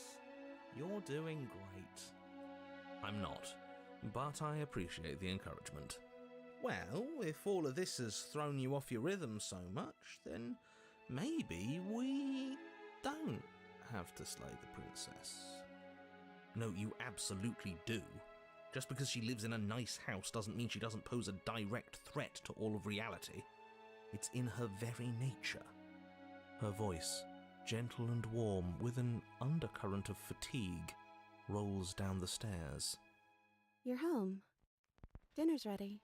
As much as I desperately want to know what happened last time, we are not going to examine it. The more we think, the worse this gets. Why are you so on edge? This is much nicer than what we're used to. I'd like to have dinner. Dinner sounds nice. Gotta say, I'm with him on this one, boss. When have nice things ever been a problem? That is the problem. This isn't supposed to be nice, and she's supposed to be a prisoner. I need to stop talking. I need to stop talking. Just go upstairs, okay? This hall, like the one below, is grand and beautiful. Torches bathe the room in warm, comforting light, just enough to illuminate the tapestries along every wall, woven with scenes of chivalry and courtship and romance. The many cloth eyes are fixed on each other, gazes averted from the long table in the centre of the room, the princess seated at its far end. Your pristine blade glints in the weak torchlight, hanging from a golden chain around the princess's neck. So that's where it is. And the tip is already pointed right at her heart. Okay, everything is falling back into place. All you have to do is cross the room, push down a little, and the entire world is saved. That's easy. Yeah, that is easy, isn't it? So, where's the rush? You're here. Now we can start being happy together. Why don't you sit down? Wouldn't that be nice? As the words leave her mouth, the torches flare and a chair swings in from behind, knocking your legs out from under you. You're forcibly seated at the head of the table. Isn't that better? It is better, right?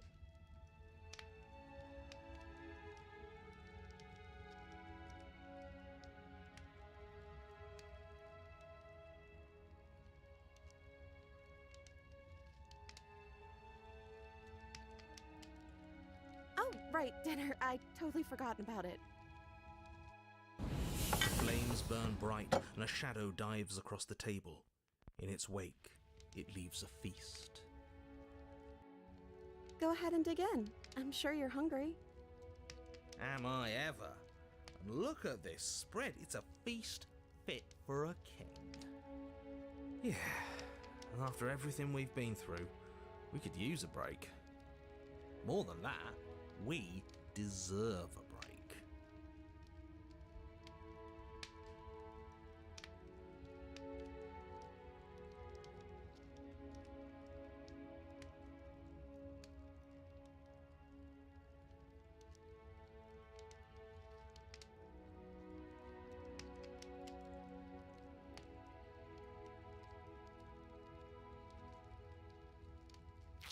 You begin to feast, and the princess follows suit, her soft smile never fading. The food is more exquisite than you ever could have imagined. You sample countless otherworldly dishes, sauces and bread and hearty stews whose tastes dance across your tongue. You tear at hunks of meat practically melting from the bone, juicy and tender and bursting with flavors you could scarcely begin to describe. Your cup fills itself again and again with a flowery nectar so sweet it tastes like glimmering jewels.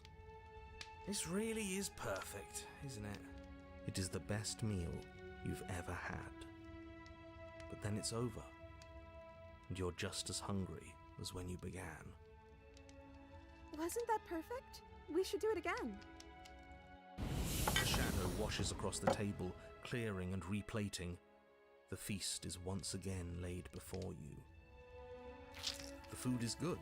Again, you tear into golden crispy flesh, dab at the slurry of aromatic sauces on your plate with thick-crusted bread, sip your goblet of sparkling gems. But you've done this already. A good meal is still a good meal, and we didn't even have to clear the dishes. I'm happy. And then it's over. And you're just as hungry as when you began. You're still hungry too, right? I know this wasn't as good as it was last time, but we just have to do it again. That's all.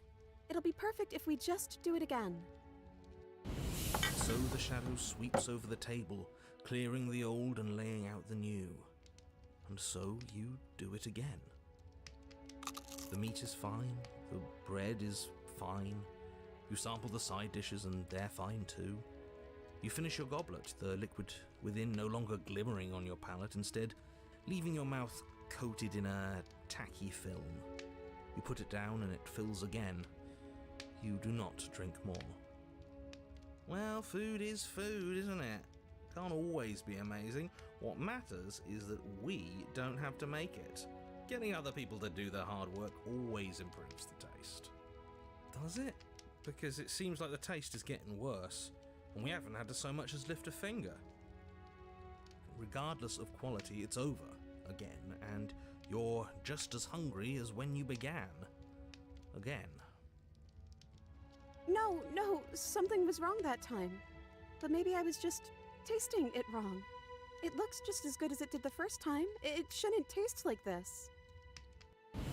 Again, the shadow replaces your feast, and again you eat. The meat is greasy. The bread is tough, its crust hurting your jaw as you chew. The grey vegetables are barely worth the effort of picking through. You don't even touch the goblet, its sickly sweet aroma utterly unappealing. I'm so tired of eating. Well, it's still free food we didn't have to make, right? Oh, am I kidding? We were eating like kings and now we're eating like pigs. At least you still have the memory of how good it was the first time, right? I'm so tired of this. As the words leave her mouth, one of the torches on the wall sputters and then goes out entirely. What just happened? Did I do something wrong? Not a fan of whatever just happened. I don't want to sit in the dark. Losers sit in the dark. I want to sit in a brightly lit, spacious room where we can see our beautiful, queenly wife. As if in response to the dousing of their brother, the other 3 torches blaze brighter, their flames licking at the walls. Their shadows deepen, dancing angrily across the stone.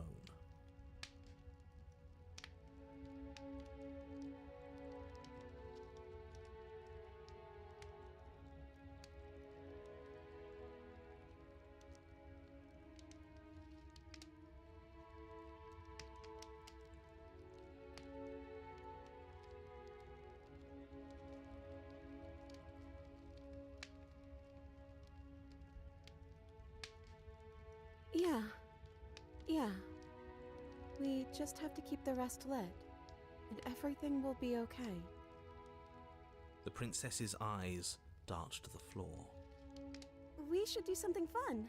Wouldn't that be nice? What if we played a game? Yes, I love games.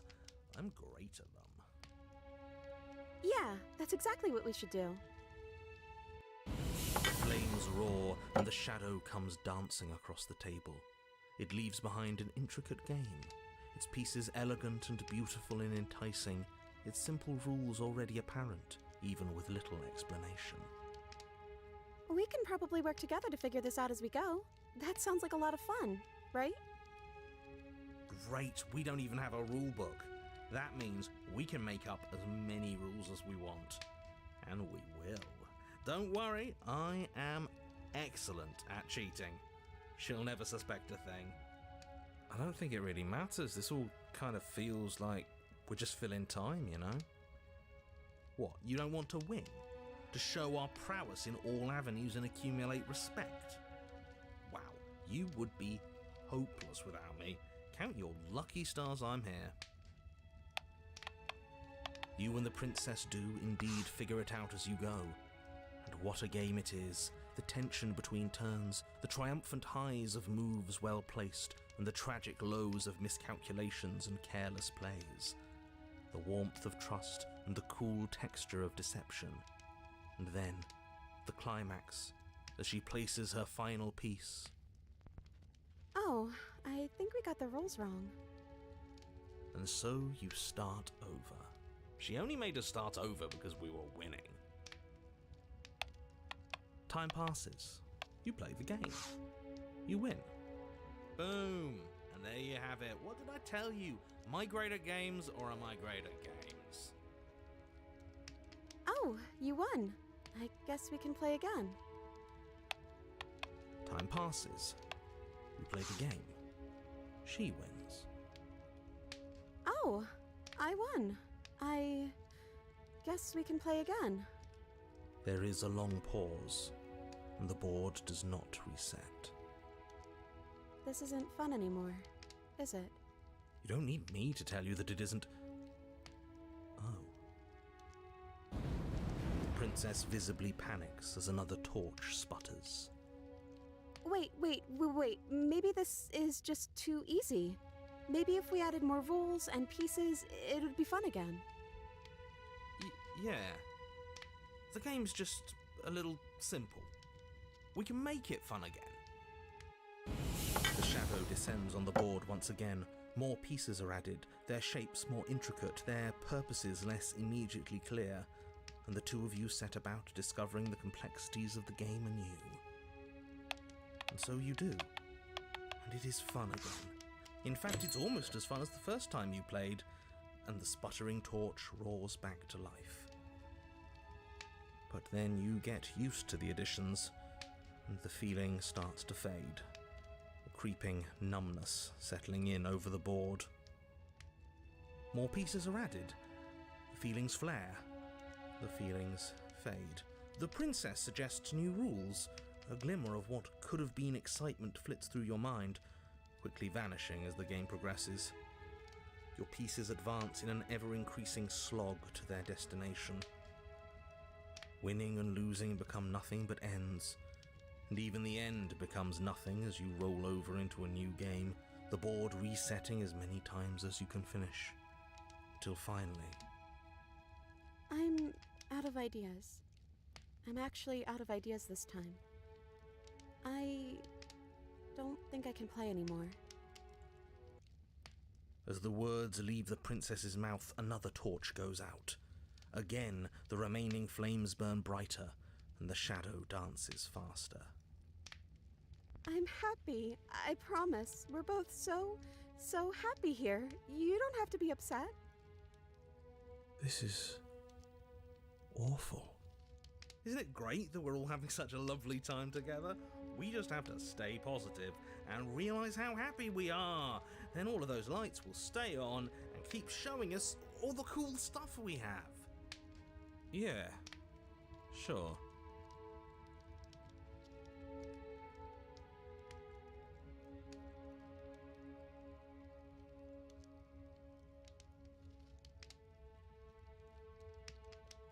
I don't know. But we can't do those other things anymore, can we? Maybe we can just spend time together? Princess smiles as the two of you wait. Come on, there has to be a way out of this. This can't be the rest of our lives. This can't be forever. And wait. What's the big deal? It's nice here. We've got a lot of space, all our needs are met. We have the respect of everyone in the room. And wait. This is what we wanted. This is what we asked for. It's good to be on top of the world. And wait. I can't do this anymore. Oh. No. Oh no. The third torch sputters out. The princess's shadow dances furiously against the far wall. There's just one left. What's going to happen when it goes out?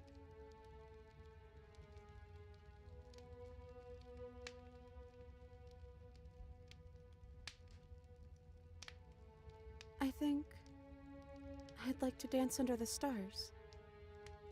That sounds lovely. But there aren't any stars here. I'd have to leave. As she says that, the shadow rushes forward and tightens its grip on her wrists. I'm not happy here. I don't think I ever was. The princess sobs, burying her face in her hands as the final torch blows out.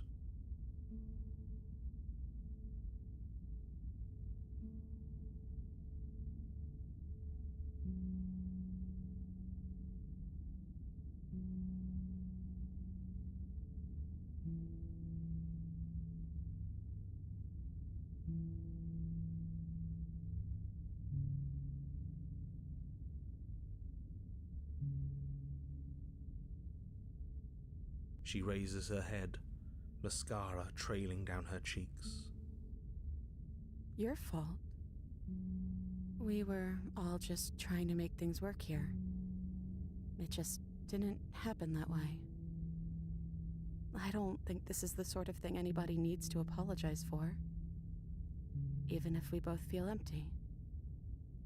Even if an important part of us is gone. The princess's eyes dart to the floor. Well, we can't sit here forever. That part of us is over. The princess pushes herself from her chair, and you instinctively do the same, waiting by the top of the stairs as she quietly crosses the room. Do you still care about me?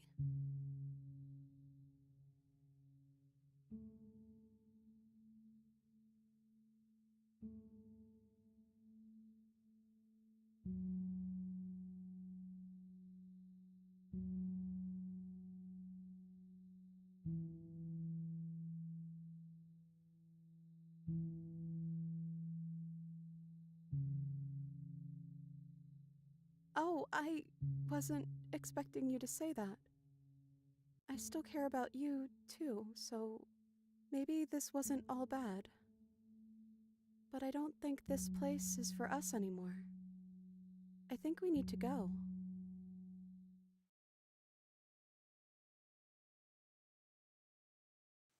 As the princess steps towards the stairs, you offer her your hand. The corners of her mouth curl into a demure smile, and she gently takes your hand in hers. She's cold and a little clammy, but her skin against yours is the most real thing you have ever felt. You're offering surprisingly little resistance.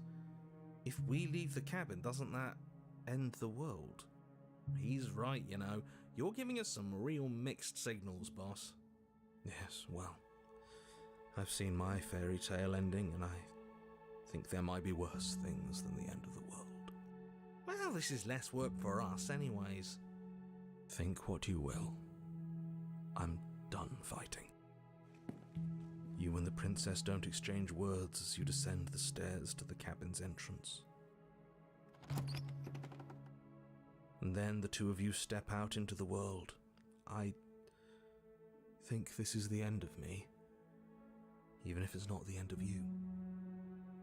I hope this was worth it. Genuinely, I do.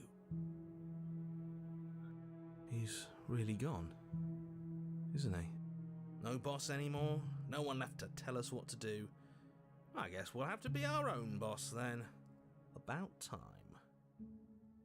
The stars are so beautiful.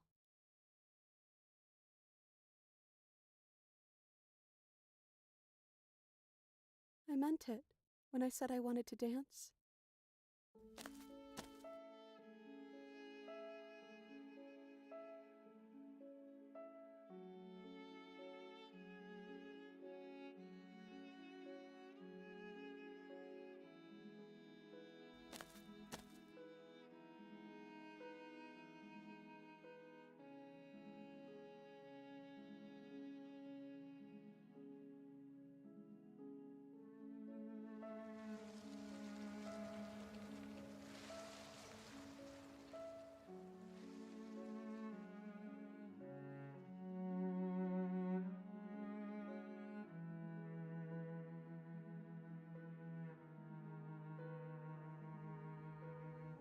Thank you for taking me here. This is nice, even if it's a little cold outside.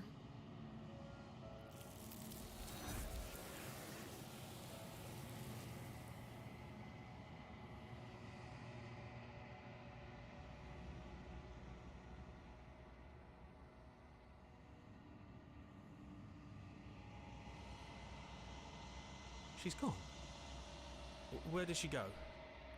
Should we try and find her? And is that a mirror? Why is it here? Why now?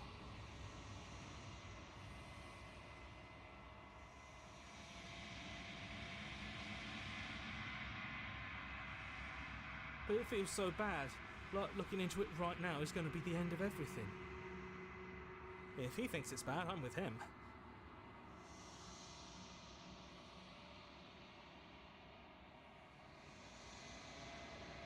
I don't like that silence.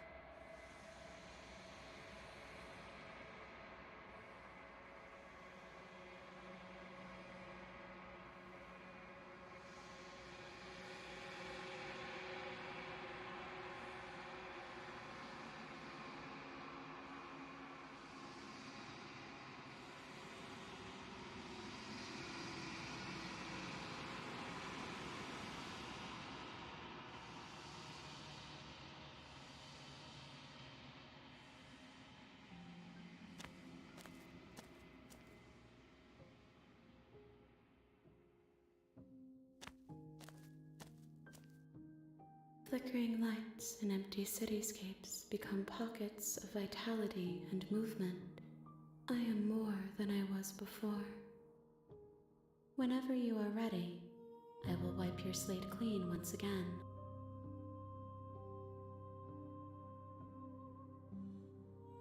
Is a child the same as an infant? I am an unbroken pattern, but every vessel gives fresh perspectives and carves new avenues of expression. I am different, but I am the same.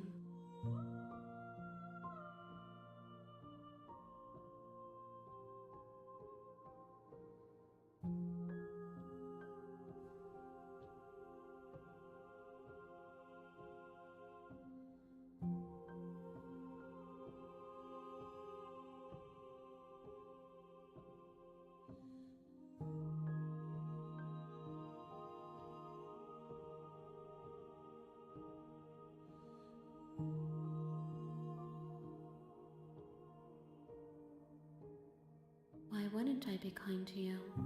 You are the only thing I know that isn't me.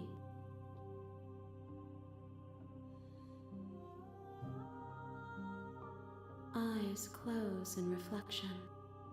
Perspectives meld together, and the breadth of my experience stretches to new corners.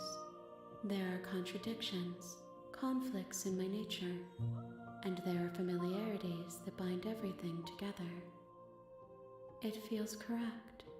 This is what I need to be. This is the only path forward.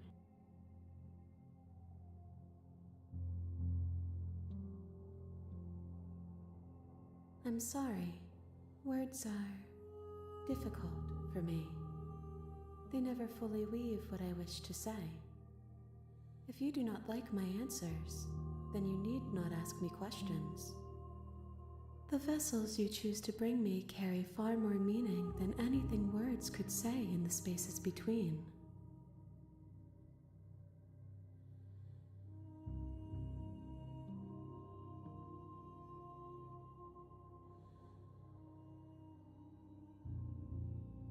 Gifts aren't what someone tells you to bring them. My joy is in seeing what you choose. There are no wrong answers, and every perspective illuminates my shadows and shares new secrets.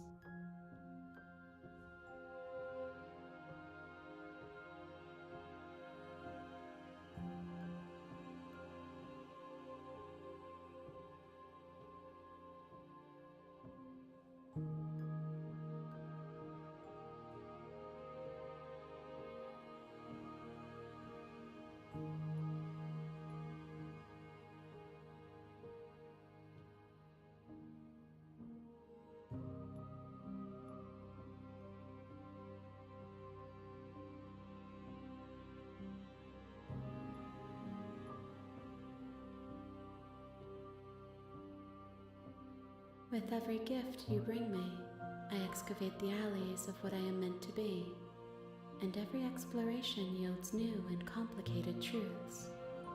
What I will be is different than what I am, and what I am is different from what I was. I cannot tell you what desires I will hold when I have changed. But in this moment, all I want is to know myself and to know you.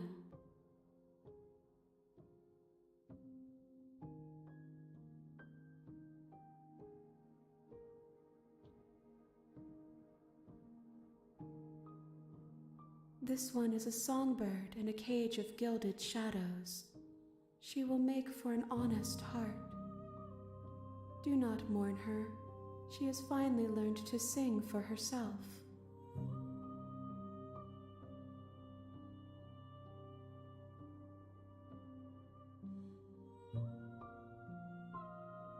The vessels are shaped by memories of you, but their impulses are drawn to the edge of the long quiet.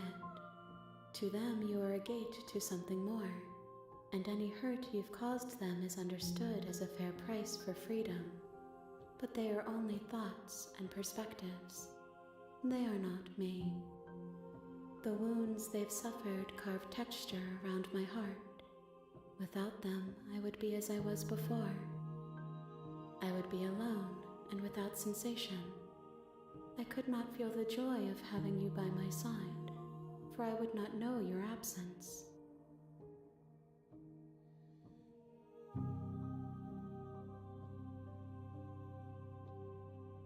I will long for your return, but it will give me time to reflect on what I am.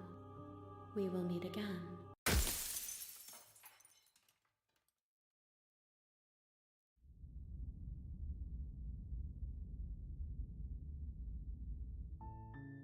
You're on a path in the woods. You're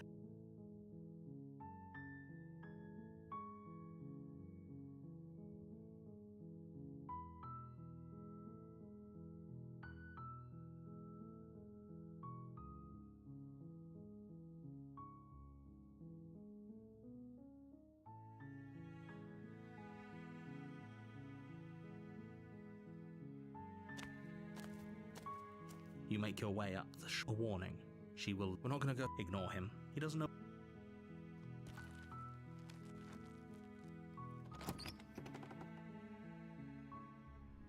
The interior of the The blade is your implement. You take...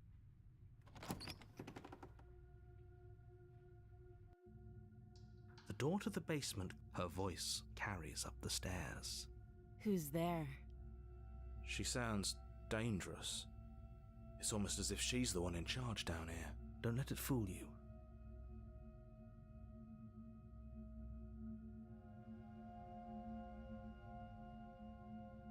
Oh, it's been so long since anyone's come down here. I was starting to think they'd forgotten about me. You walk down the stairs and lock eyes with the princess. There's a heavy chain around her wrist, binding her to the far wall of the basement. She's so coldly beautiful. Is she really a threat to the world? Focus on the task at hand. And there you are. Are you here to kill me or something?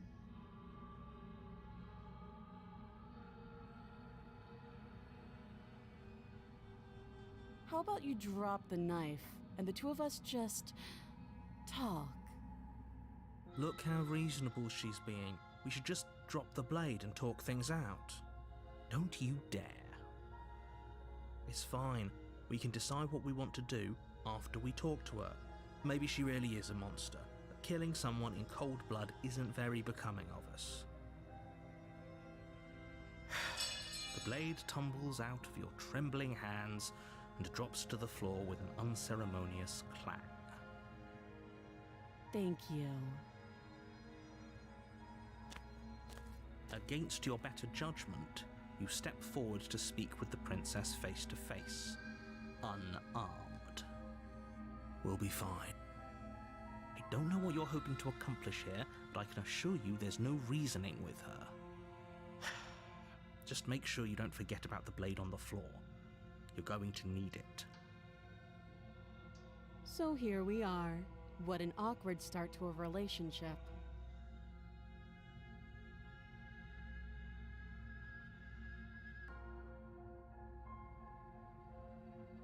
Don't jump to any weird conclusions.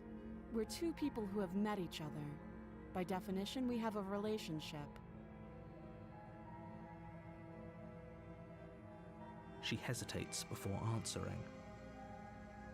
You can address me as Your Royal Highness, or Her Majesty. Any honorific should do, really. Note the lack of detail. You can't trust her.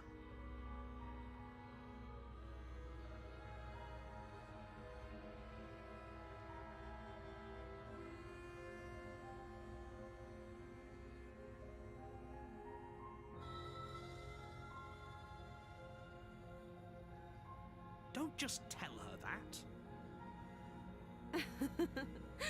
Is that why they threw me down here? But I don't want to hurt anyone. I like the world, I think. I don't remember much about it, to be honest. I've been down here a long time. Just how long has she been down here? If I'm supposed to be capable of ending the world, then how did I wind up here, chained to a wall? Have they told you why I'm allegedly so dangerous?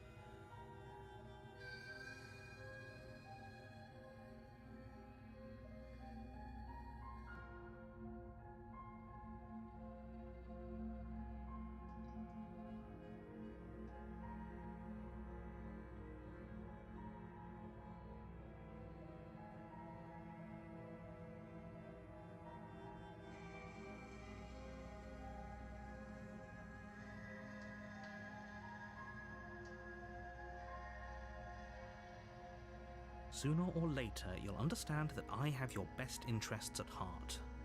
Hopefully sooner. How sweet. Now be a pal and help me get out of here, would you?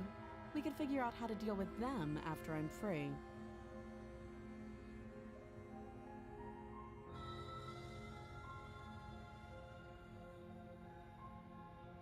You walk up to the chains binding the princess to the wall and give them a tug. They're large and heavy, far too solid for you to even imagine trying to break them apart. I'm guessing you don't have the key. Maybe it's somewhere upstairs. Doubtful.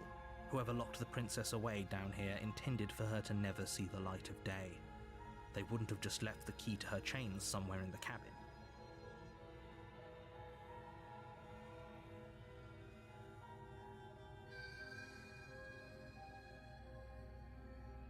Well, you do have that big, sharp knife. You could always cut me out of here. She speaks with almost complete nonchalance. If we were stuck down here for long enough, I'm sure we'd be nonchalant about cutting our way out. Anything to finally be free. You attempt to make your way out of the basement, but the door at the top of the stairs slams shut. You hear the click of a lock sliding into place. Is someone else here?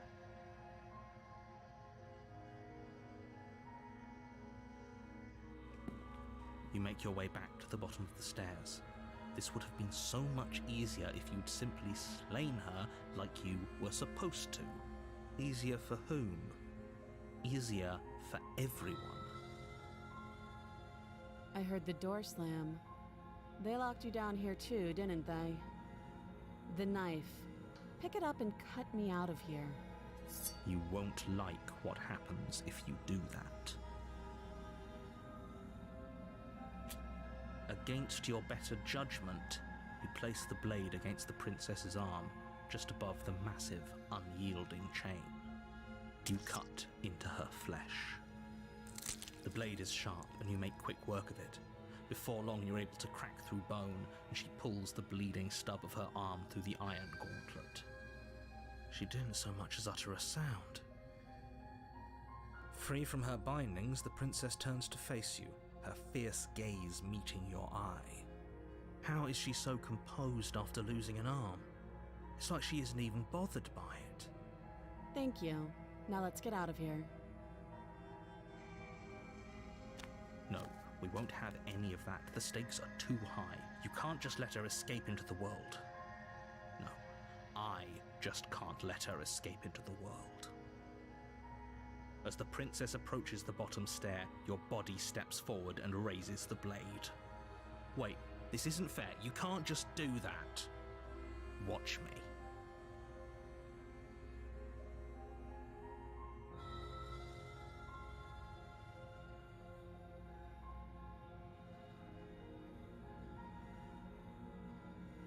You bring the blade down and plunge it into the princess's back. Finally. Okay. There's no going back now. Though the blade left a deep gash in her shoulder, she barely so much as flinches, turning around to stare at you incredulously. Are you serious?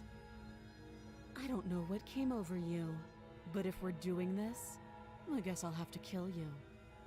Do you think I need both of my arms to do that? I can beat you to death with one. but I don't have to tell you that.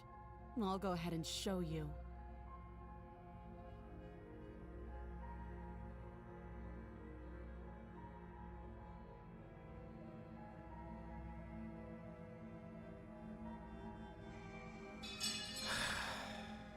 As the blade falls from your trembling hands, the princess rears back, readying a bone-shattering haymaker.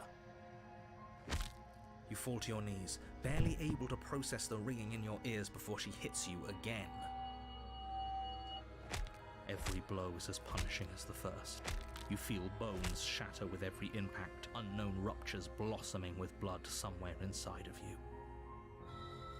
If we're lucky, the wound you manage to inflict will be enough to at least delay her escape from this place. If we're very lucky, it will kill her before she gets out. Oh, too weak to even try fighting back. How disappointing. She places a confident heel on your chest and pushes you down to the ground. Her knee falls to your throat, your windpipe crushed beneath a weight you didn't think her slight form could possibly possess. It can't just end like this, right? I'm sorry, but it's over. Everything goes dark.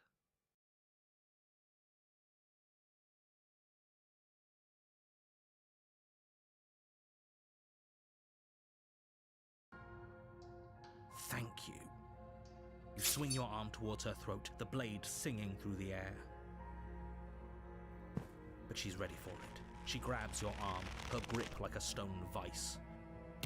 You drop the blade, pathetically. She lets go, and faster than you can react, rears back and hits you with a bone-shattering haymaker.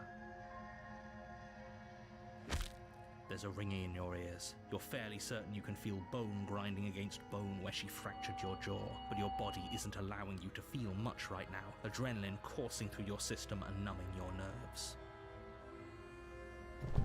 You fall to your knees. You're barely able to bring your trembling arms up to defend yourself before she hits you again. Every blow is as punishing as the first. You feel bones shatter with every impact, unknown ruptures blossoming with blood somewhere inside of you. You poor thing. I'll go ahead and put you out of your misery. She places a confident heel on your chest and pushes you down to the ground. Her knee can't just... I'm sorry, but it's over. Everything goes dark, and you die.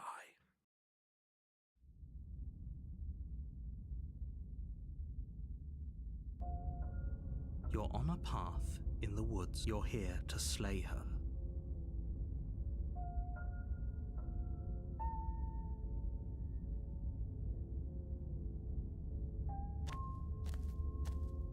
A warning before you go any further. She will lie, she will cheat, and she will do everything in her power to stop you from slaying her. We might as well just pledge ourselves to her and stop pretending we're capable of doing anything in this situation. She probably doesn't even need to try to overpower us. Can we tone down the pessimism just a smidge? I'm not being a pessimist. I'm just being realistic. You're being annoying. Just ignore their bickering, and whatever you do, don't pledge yourself to her. I cannot stress enough how absolutely catastrophic that would be for everyone, yourself included. I agree. If she's wrongfully imprisoned, then we should rescue her, but if he's telling the truth, we shouldn't just hand her the world on a silver platter. Rescue her? Given the stakes of the situation, there isn't really a difference between rescuing her and pledging yourself to her. Either would be terrible. So please try to ignore both of those knuckleheads and focus on saving the world. Let's not make this harder than it has to be. If that's what you want, I guess I don't have a say here.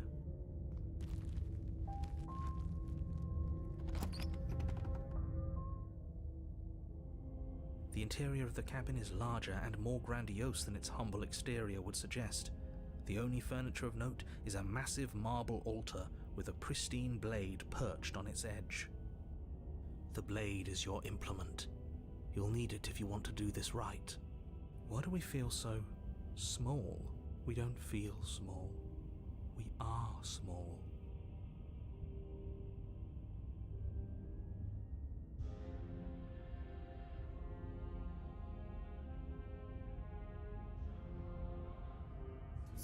take the blade from the altar, it would be difficult to slay the princess and save the world without a weapon.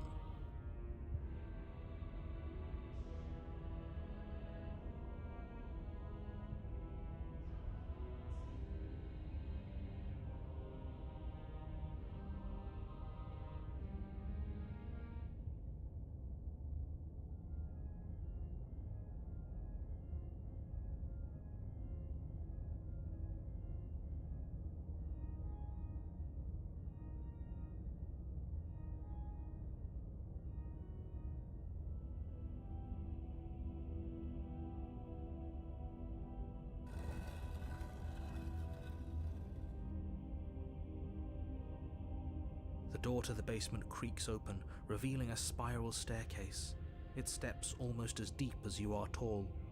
The smell of incense drifts up from below. For a moment, you almost feel at ease. This is actually kind of nice. It's still a stone basement. If the princess lives here, slaying her is probably doing her a favor. Her booming voice rolls up the stairs. Is that a guest I hear? Don't linger on the stairs. Come down and witness me. You weren't kidding when you said it was booming. She wasn't like this last time. We need to get down there. She wants us to see her. We need to see her. Should we be worried about your sudden change in attitude? Just a few minutes ago you were going on about how pointless everything was. Now you want to go down there. It doesn't matter what that little voice says. He's not the one making the decisions. Though if his ramblings get you to the princess, they get you to the princess. Making your way down the spiral staircase is a time-consuming and exhausting effort, every step requiring you to clamber over one edge before dropping to the next. But soon the end comes into view, and you tumble to the bottom, entering the vast, temple-like room beyond. The princess towers over you, almost glowing in the weak starlight, her figure framed by a stained glass window. Her long hair billows around her, and a chain binds her wrist to the far wall. The chain is nothing to her. It might as well be a toy for all the good it would do. I told you it was pointless to resist her. The little bird has returned to me. I wonder what he wants. You've brought that knife again, even though you know it's useless. Such charming audacity. Drop it.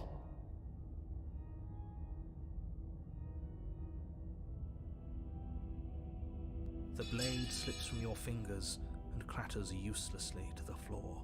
We didn't have to do that. And yet you did. She's so much more than us. You wouldn't understand what it feels like to be in her presence. Oh, I understand what's going on, and you'd better snap yourself out of it. Kneel.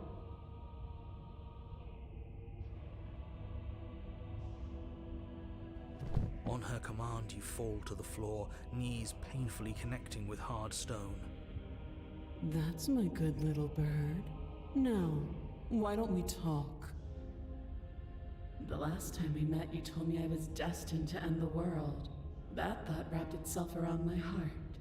It has pulled at me since the moment I squeezed the life out of your broken lungs. I could feel its fundamental truth awaken me. The collapse of the old is a necessary prelude to the birth of the new, and the world as it is now is overdue for alterations. It's time for me to seize my destiny, and you, little bird, will help me seize it. Well, that gives away the game, doesn't it? It does. But why did she say the last time we met? That's not right. That can't be right. She's right. We've been here before. And we've died here before. Pitifully. We might as well do what she asks of us and help her. She is inevitable. Can't you feel it? He's being melodramatic, but the point stands. What are we even supposed to do to stop her? Well, I'll be damned. That's not good. Okay. First things first, you're going to have to stuff those pessimistic thoughts someplace far, far away and commit yourself to what needs to be done. The stakes of the situation should be perfectly clear to everyone now. And if you're going to save the world, you have to have faith that you can pull this off. You can't win a battle that you've already lost in your mind.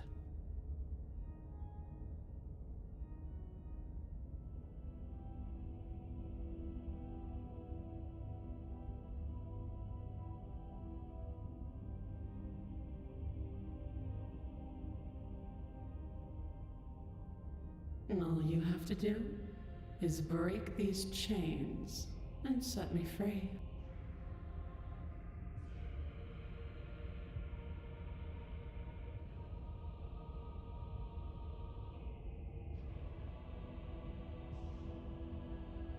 Know the limits of your privilege, little bird. There's an empty place at my side for you to fill, if you'll have it. But it is not a place for an equal. It is a place for something worthy to be kept. A priest, perhaps, or a pet.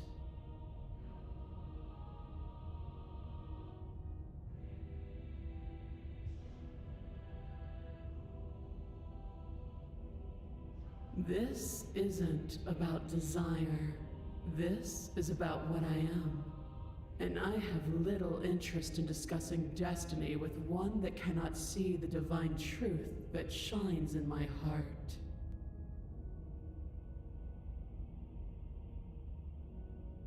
Your will was so easily broken. Am I that magnificent? All you need to do now is break my chains. If this is what you want, then I guess there's not much else for me to say. No, you can't just give in to her, not when the stakes are so high, not when you're so close. I won't let you do this. There's still something in the way. A greasy film inside of you where it doesn't belong, trying to conceal you from me. Is that a person? No. It used to be a person. It's something different now. An echo. Is she talking about you? That's impossible. She's not supposed to be able to interact with me. You're a small one, aren't you? A shriveling little worm stretched beyond its limits, trying to control things that it can't understand. No. What are you talking about? I don't care what you are. You're mine.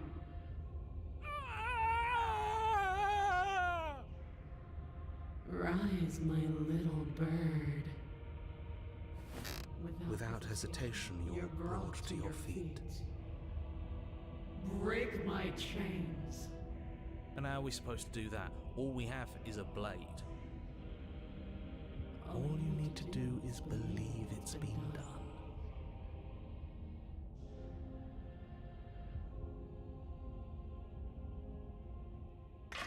Her chains shatter, and the cuff falls from her wrist. She is loose, and the end is upon us.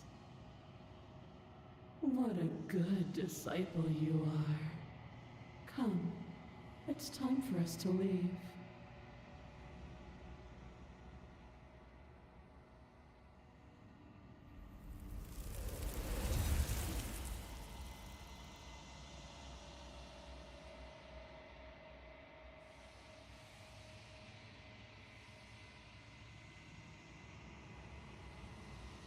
She's gone. Where did she go? Should we try and find her? Is that a mirror?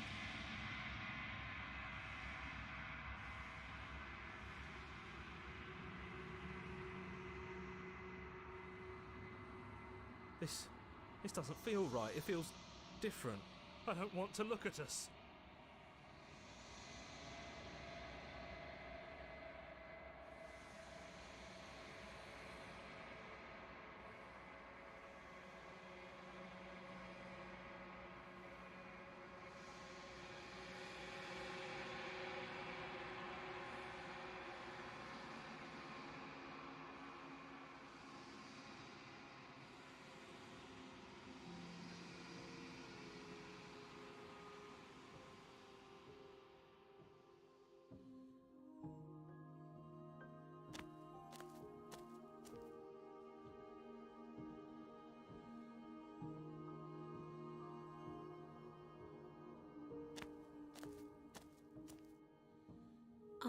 growing chorus of contradiction.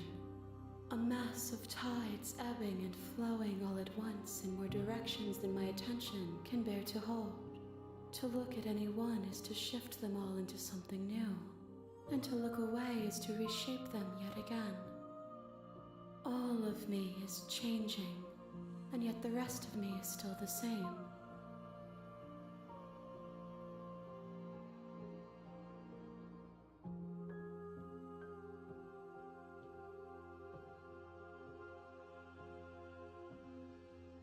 It changes me, but it doesn't make me worse, nor does it make me care for you any less. Does it make you worse? Do you resent me?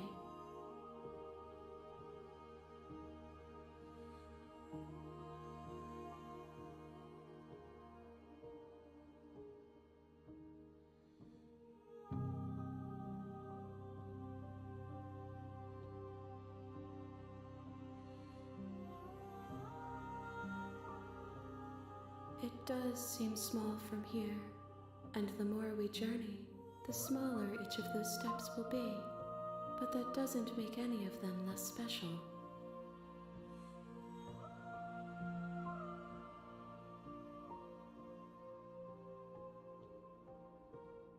This one is dominance, a figure capable of bending everything to her will.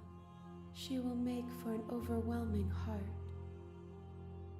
Do not mourn her, for she would not be able to mourn you.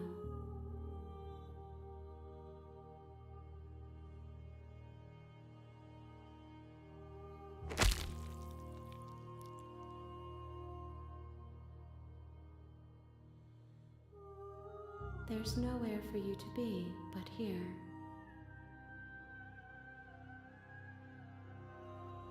I will be here when it is time for us to meet again.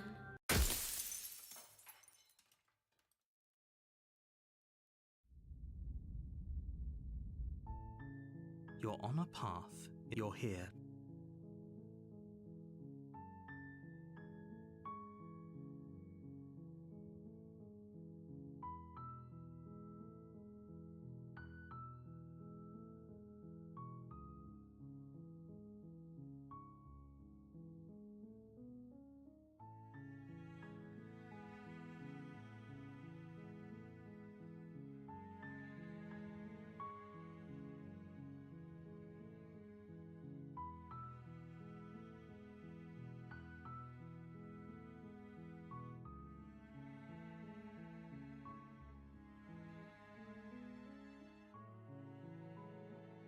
Seriously?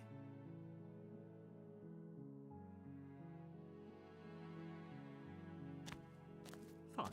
I suppose you just quietly continue down the path away from the cabin. Good. What we're being asked to do here is wrong. Better to wash our hands of this whole situation than to take part in it. Ignore that annoying little voice. He doesn't know what he's talking about. That's strange. It looks like this path also leads to the cabin. How convenient. Everything's back on track again. Maybe the world can still be saved after all.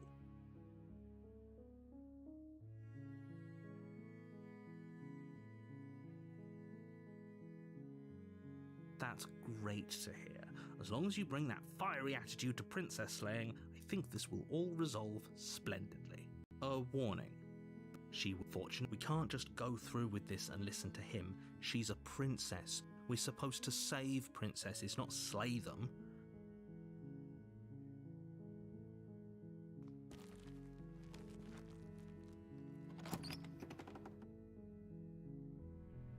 The interior of the blade is your implement.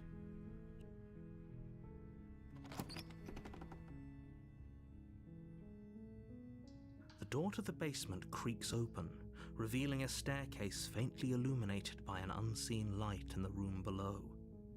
This is an oppressive place. The air feels. Her voice softly carries up the stairs. Hello? Is someone there? It's hypnotizing. It's the kind of voice you only have to hear once to remember it for the rest of your life. Don't let it fool you. It's all part of the manipulation.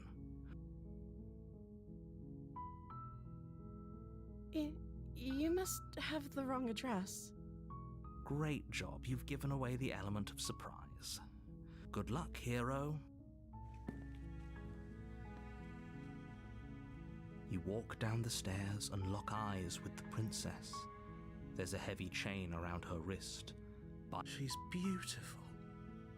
How could someone like this be a threat to anyone? I am Hi. You were joking about coming to kill me, right? Do you think you could get me out of these chains?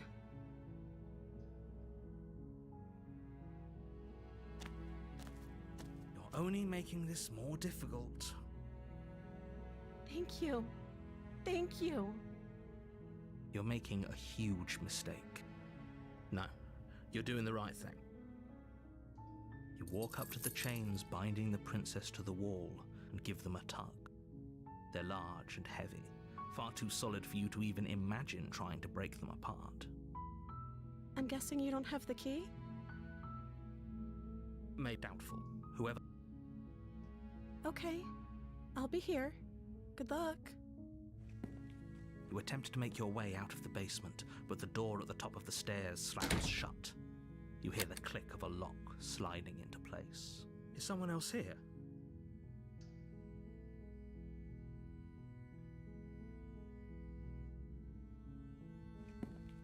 You make your way to the bottom of the stairs.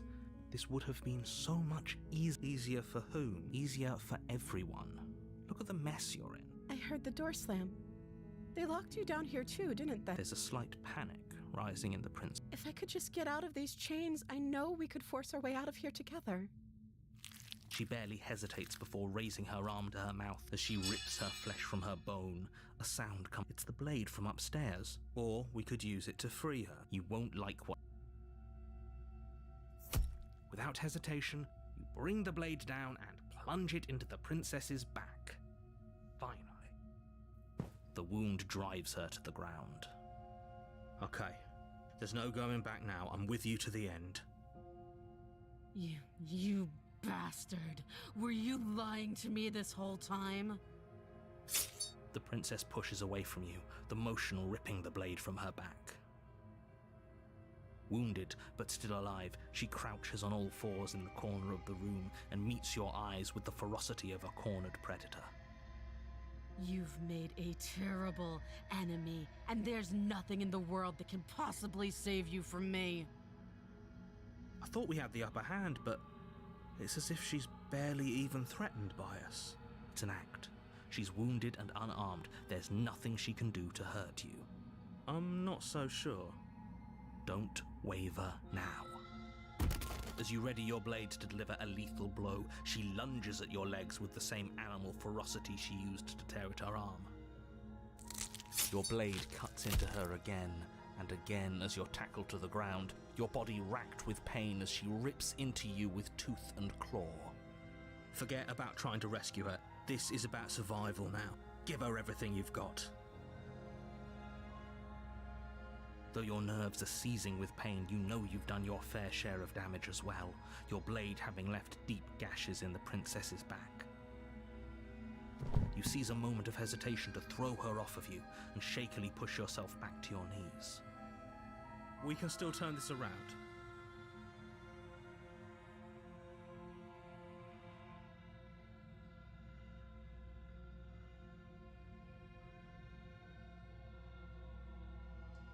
You steel your resolve and take another step closer to the princess. You probably won't make it out of here alive, but you can still make sure that she won't make it out of here either. Excuse me?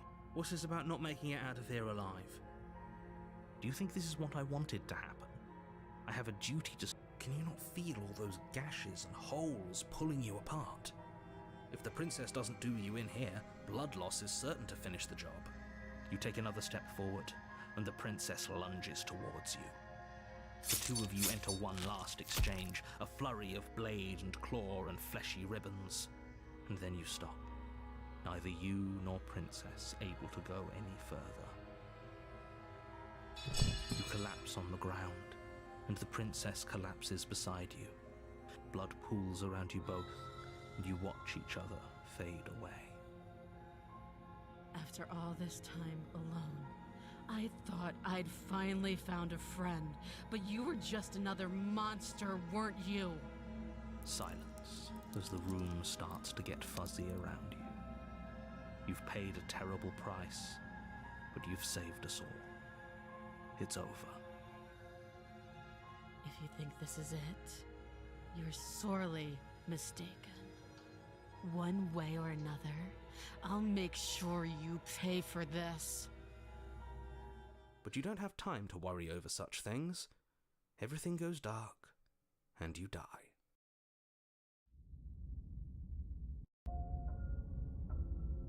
You're on a path. You're here to...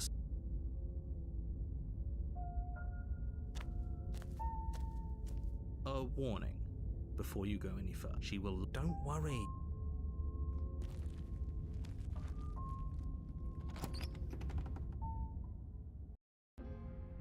The interior of the cabin is a mess of twisted roots. The walls a chaotic weave of knotted wood that, almost as if by accident, just happened to resemble a room.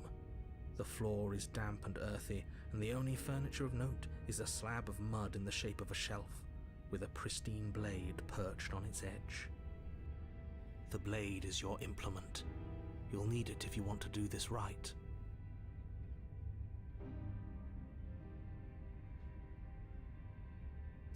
You take the blade from the shelf. It would be difficult to slay the prince. Well, if we're grabbing a weapon, we should probably keep it hidden behind our backs. She doesn't have to know we have it. That's not actually a bad idea.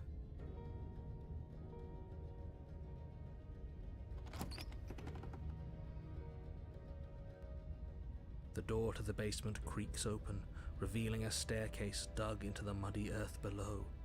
The ceiling is thick with roots that hang like locks of tangled hair. The weak starlight from the cabin windows behind you can barely penetrate the gloom here, only illuminating the edges of an opening below. It shines in the darkness like some kind of massive maw waiting to swallow you up into the earth. The air smells of dirt and copper. It's thick and wet, as if your lungs are being coated in mud with each intake of breath. If the princess lives here, slaying her would probably be doing her a favor. Her voice skitters up from below. Something nasty finds itself on my stairs. Come on down. Don't be scared. I probably won't bite.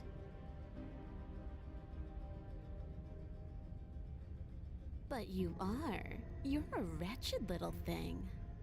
I recognize that voice as easily as I recognized your nervous little footsteps coming up the path. I know who you are, and I remember what you've done. She must have you confused with someone else. She seems friendly enough. Maybe we can talk our way out of this whole situation. You can't. Unless you slay her right away, she's going to break free and end the world. There's no reasoning with what she is. Look, I'm just throwing ideas out there. I like to think out loud. I'm the kind of guy who likes a discussion. Don't we want to hear what everyone has to say before making any big decisions? Do you want to hear what everyone has to say? Or do you just want to hear yourself talk? You need to stop lingering. Your task is to slay the princess, not endlessly debate about what to do with the princess. Fine, fine. You're the boss. Thank you. You descend the basement steps, entering the dark room below. You can just make out the shape of the princess in the gloom.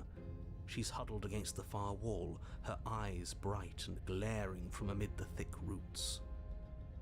And there you are, one hand tucked away behind your back, gripping that sharp, sharp blade, no doubt. That's no fair. How would she know that? So, we've dropped the pretenses. Good. She's acting like the two of you already know each other. Oh, no. You've already been here, haven't you? That's pretty sharp. How'd you figure that one out? Call it deductive reasoning. Well, you seem to be great at it. Do you remember us then? Do you remember last time? No, I don't. But you and the princess clearly have a shared reality, even if I'm not a part of it. I won't waste time fighting you on something that's clearly true. I'm just glad we could put all this behind us. Is it all behind us? Just focus on the task at hand. I don't care if you've been here before, and I don't care if you think you'll go somewhere else after this. My world is on the line right now, so I'd appreciate it if you would take this seriously and slay her. Let's chat her up a bit first. Maybe we can find a middle ground where everyone's happy. Don't talk to her. You're just going to make things more difficult than they have to be. Well, I seem to remember you having a tongue.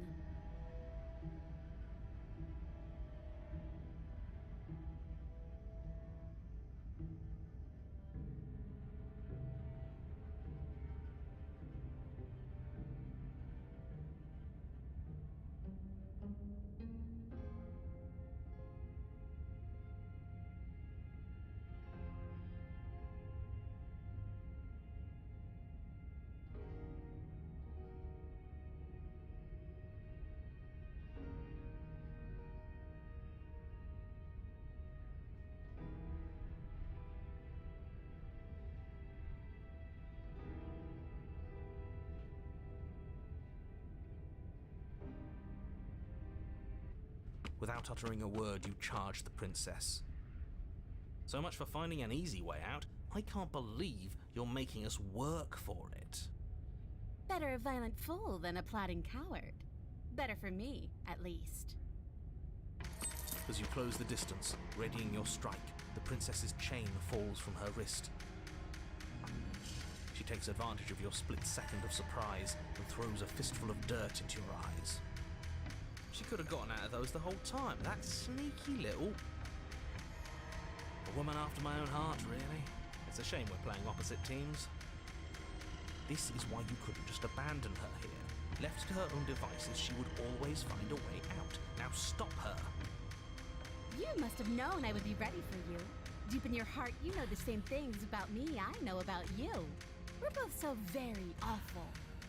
As you brush the silt from your eyes, the princess tackles you, flattening you against the dirt floor. We were always going to kill each other here, weren't we? I can't trust you, and you can't trust me, and those doubts spin and spin and spin into hate. She buries her teeth deep into your chest, tearing at... Great, she's distracted. Stab her in the back. In for a penny, right? Why not? As the princess rips meat from bone, you plunge your weapon into her unprotected back. Ha, you bastard! Even face to face, you find a way to stab me in the back. I know you, and you're hideous, absolutely wretched. Just like me. Maybe we are the same. So what? Throw her off us, kick her in the shins. We don't have to fight so dirty. Of course we do. Fighting clean won't help us win. It takes a wretch to know a wretch, and we're all at the bottom of the barrel here. There's no point in pretending otherwise. Are we? At the bottom of the barrel? We've got dirt in our eyes and a chunk of us chewed out. If that's not the bottom of the barrel, what is? No arguments here. You're doing great. Keep playing dirty if that's what it takes. But if we win, we won't be at the bottom anymore. We'll have climbed a little higher. And once we start climbing, well, who knows where we'll stop? You'll stop right here if you keep daydreaming. Don't let yourself get distracted thinking about what comes after. None of us ever said we stopped fighting. What a low and vicious fight it is. Eyes gouged, skin scratched bloody, hair ripped and nails broken. Every rule there ever was in the book of honourable combat. Both you and the princess have broken a dozen times over. That's nice and all, but are we winning? Nobody's winning. I thought playing dirty was supposed to give you the upper hand, but I suppose that doesn't work if you both sink to the same lows. Still, at least you're not losing. The princess cackles maniacally as the fracas continues. But behind her cackle, you hear the low groan of warping wood. Wait, what's going on? We're establishing a newer, better pecking order. No, the groaning thing. Why is the wood making noise? Who cares about the groan? It's just a sound. Things make sounds all the time. I care about the groan. Doesn't that mean something bad is happening? Oh, yes, well, I'm afraid that's the sound of the basement getting smaller. Do you hear that, you pathetic wretch? Those are the roots of the wild, and they're coming to choke the breath from your lungs and squeeze the life out of you. Excuse me, what? You and the princess disengage for a brief moment, just long enough to get your bearings. Behind you, the basement door has been sealed over, thick roots barring your only exit from the dirt pit. And slowly, but very perceptibly, the roots are closing in on you both. That's right. They're coming for you. And they won't stop until there's nothing left down here but them.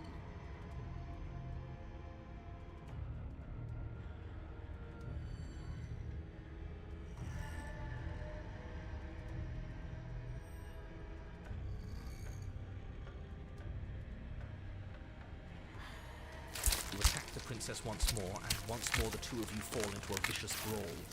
The basement continues to shrink as you fight, but neither of you pay it any more mind. Not until it's too late. The roots twist around you both, binding your limbs and rendering you helpless. As your fates close in, all you can do is watch her, and all she can do is watch you. At first it's almost gentle. The two of you lifted delicately off the ground. But the cradle of the growing roots soon gives way to tightness. That tightness gives way to bulging pressure as they begin to constrict. The sound of creaking wood is drowned out by the snaps and pops of your bones, pain flooding your senses as you feel your skin deform, being shaped unnaturally by the living basement. Tears well up in the princess's eyes, her own bones splintering and flesh swelling with trapped blood. But still she smiles through it all. I can't wait to do this again, you wretched little thing. I hate you, but I wouldn't have it any other way. The pressure is unbearable. You can't breathe, your vision swimming with red, your head pounding as everything tightens. And then you pop. Everything goes dark, and you die.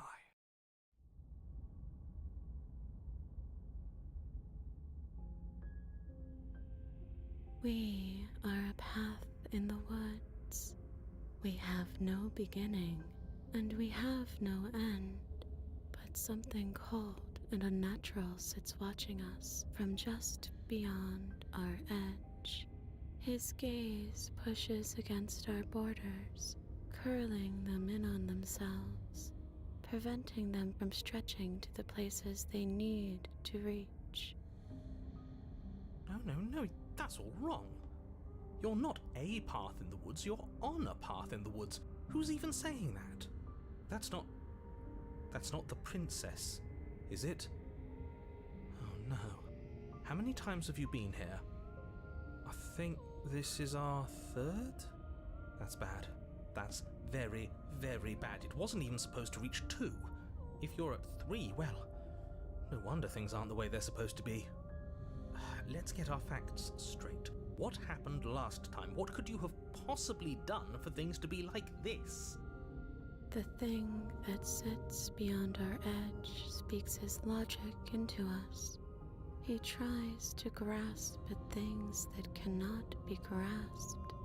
He tries to stare with wide pupils at that which can only be held from the corner of the eye or with a passing glance. Shut up. The rest of you, talk. What happened? What did you do? Sure, there's no reason to keep secrets. Someone decided to go in guns blazing last time, and that someone got us killed. And what should we have done? Let you draw things out with all that conniving? Everyone knows a straight fight is best. It's honest. There's no need to bicker about it. I wasn't trying to start anything. I don't mind what happened to us. I kind of like it now that we aren't actively being crushed. Yeah, now that you mention it, this isn't so bad. And it's not like the fight is what killed us anyway. It was the cabin. No point worrying about who charged who when that place ground us all into paste in the end, the princess included. It was a fitting end. I'm sorry if it hurt, but doesn't this make it all seem so small? I see. So the cabin ground you into paste, and now you're convinced you're stuck together. What a mess. He doesn't understand. We aren't convinced of anything, and we aren't stuck together. We're one. This is how we're supposed to be. Can't you feel it?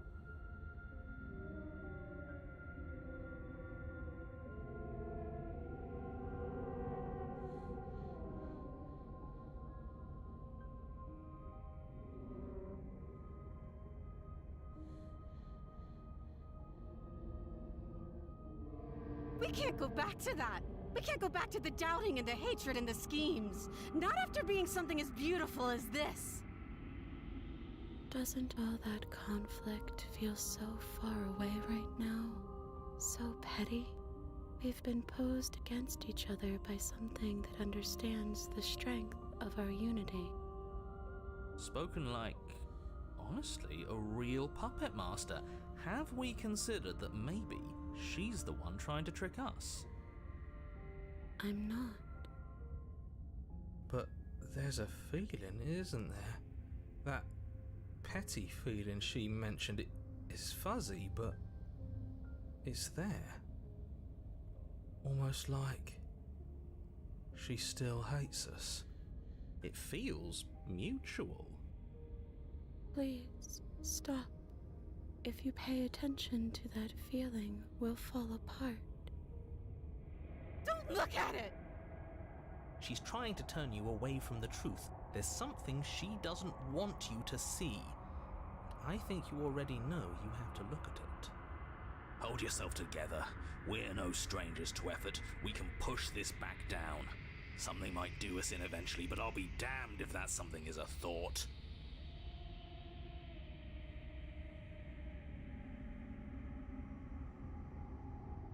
No, you can't bury that feeling. You can't hide from your past. The past doesn't have to exist. Our freedom is within us. We just have to find it.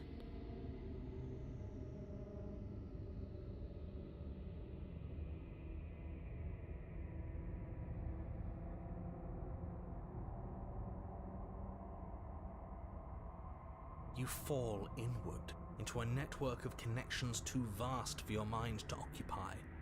Are you a path in the woods? Are you a body? Can you even grasp the fuzziest edges of the shapes that confine you? We can change to fill them together. We don't need to be everywhere at once, just in the right place at the right time. You'd do best to remember that some wounds will never heal. Some rifts can never be mended. Even in rebirth, some things never come back the same. What is he going on about? What does he know about us? He can't make us quit, no matter how much he tries. He knows that talking's all he can do. Of course he's gonna try and confuse us. You aren't whole. You'll never be whole again. This struggle is meaningless. Whatever you think you're doing, you will fall apart. We don't need to be made whole. All we need to do is find a single corner of his cage and break it.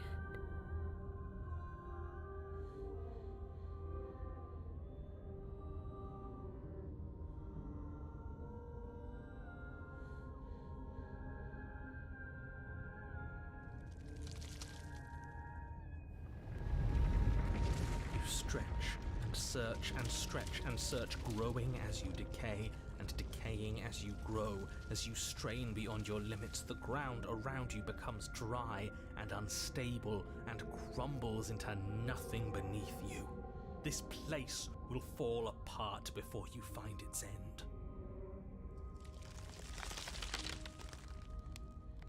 This task, whatever it is you think you're doing, is impossible. All the more reason to keep trying. Come on, we aren't tired yet. That's right, I know a loser when I see one. Call his bluff. I can hold us together for a little while longer, so long as you trust me.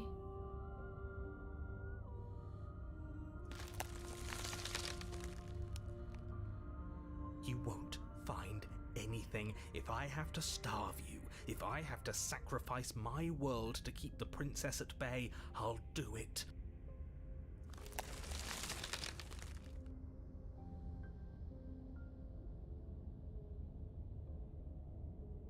Don't move an inch. Don't grow another blade of grass or harvest the remains of another dying creature so you can expand just that much further. Stop all of this.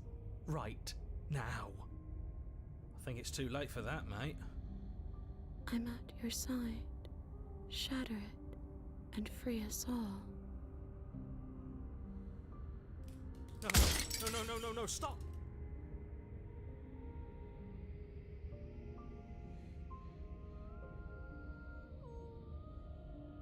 Job well done, team. Just like I'd planned. Oh, can it? This was all of us, fighting as one. Is this what he kept from us? Is this why he made us kill each other? It's beautiful.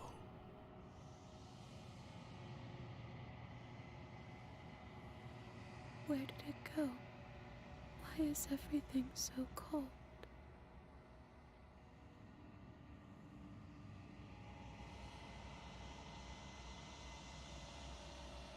She's gone. And is that a... This... Screw the mirror. We just need to find the princess. If they think it's bad, I'm with them.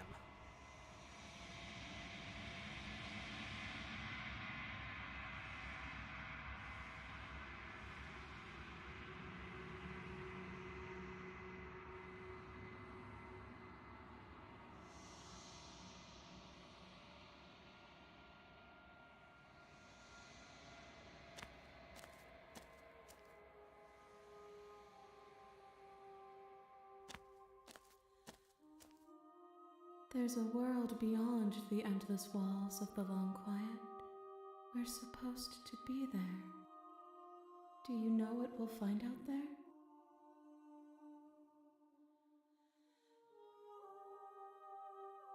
There is a warmth and sadness in me at the thought of people. Fresh tears on a winter's day.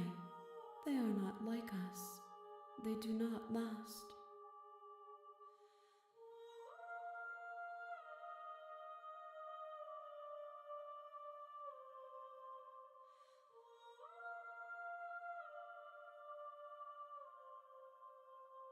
This one is like a shadow of me, twisting vines in search of answers. She will make for a curious heart. Do not mourn her. She has found what she yearned for.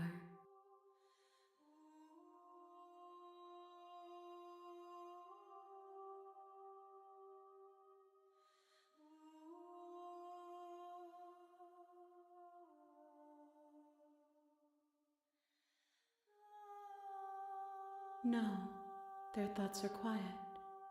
Do you think your narrator lives in the spaces beyond?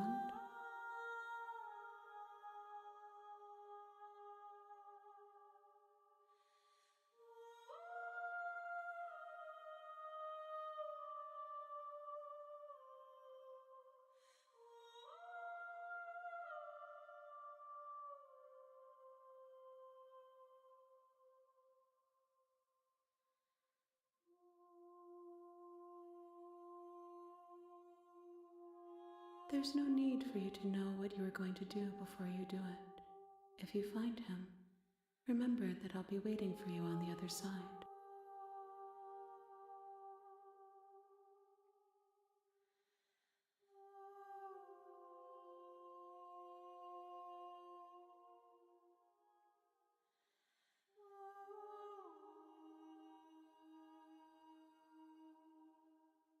The next time I see you, each of us will finally know what we are. I will be here, waiting for you.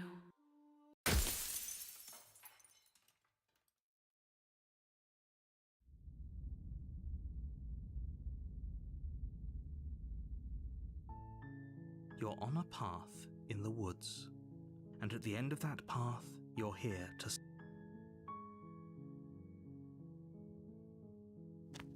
You make your way. A warning. She will... We're not going to ignore...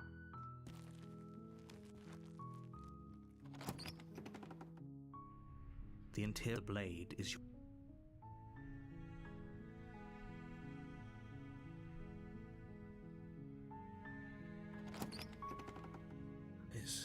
Don't let... Good. You're still listening to reason. It would be better you walk down the stairs and lock eyes with the princess. There's a heavy chain around her wrist, binding her. She's beautiful. I am begging you to stay. Hi. Okay.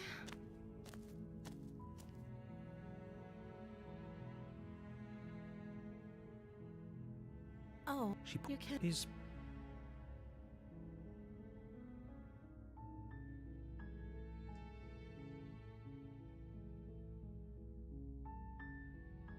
Thank you. Where are you going? You can't. You'd better hope for your own sake that I don't slip these chains before you make it back down here. Slip these chains? She can't, right? She needed our help to get out of here. But do you hear the conviction in her voice? I don't think she's bluffing. She has to be bluffing, but I'd hurry if I were you. You rush up to the first floor, grabbing the blade, both yours and the world's only possible salvation. Okay, if we're sure about this decision, I'll support it. I suppose we have a world to save after all. You slowly creep down the basement stairs. It's quiet. Where the princess sat only a moment ago, there's only a severed arm, its cooling flesh still chained to the wall. And she is nowhere to be seen. Is it just me? Or did this room get a lot bigger?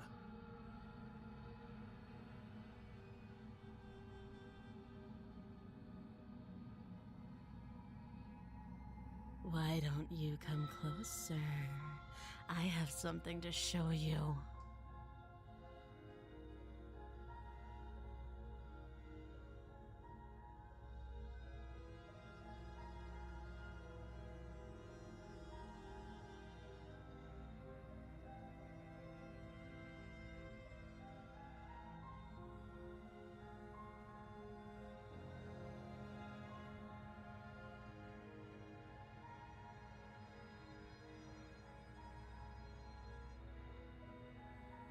Your eyes dart to the corners of the room. You don't see her. Where is she?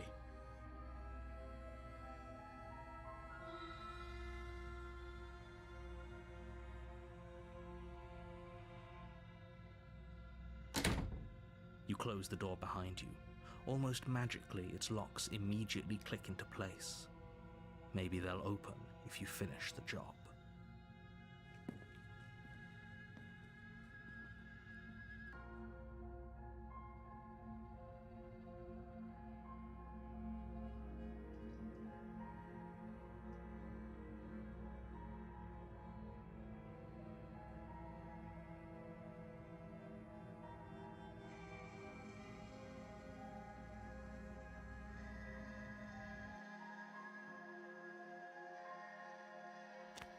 You step forward to investigate the severed limb. A trail of blood leads from its jagged stump into a dark corner of the basement. And then you hear the quiet patter of feet against the floor, and there's suddenly a weight on your shoulders. The princess tears into you. Her teeth and claws are unnaturally sharp, ripping into your shoulders, digging into your throat. You fall to the ground, the princess eagerly tearing at your flesh. The ferocity overwhelms you, and as the princess rends flesh from bone, your limp fingers lose their grip on the blade. It slips from your hand, your one last means of defense lying useless beside you in a pool of your cooling blood. I suppose you just lacked the will to fight back. This is the end, isn't it? I'm afraid it is. You shouldn't have let that fear creep into your heart. You had the upper hand, and now look at you. Everything goes dark, and you die. You're on a path. You're here to sleep.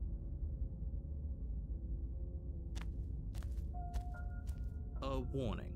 Before you, Does a cat lie to a cornered mouse when it plays with its freedom? Or is it just acting out its nature? I don't see why that matters. A lie's a lie, and if anything, she's the one who's cornered. She could have gotten out of there whenever she wanted to. We should trust nothing that she tells us, only what we hear and smell. That's a very roundabout way of saying that you should listen to me and take this seriously. Maybe.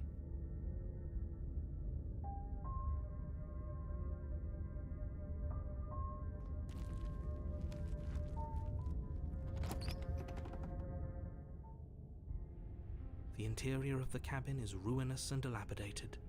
It feels like no one has lived here for a long time, wind rushing in through cracks and holes in the wooden walls. The only furniture of note is a termite-eaten table with a pristine blade perched on its edge. The blade is your implement.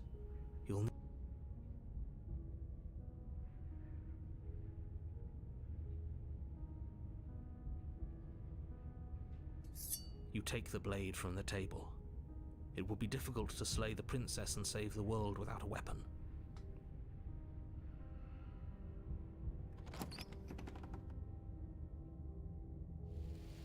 The door to the basement creaks open, revealing what's left of an old wooden staircase. It's still sturdy enough that you can make your way down in one piece, though you'll have to be mindful of holes.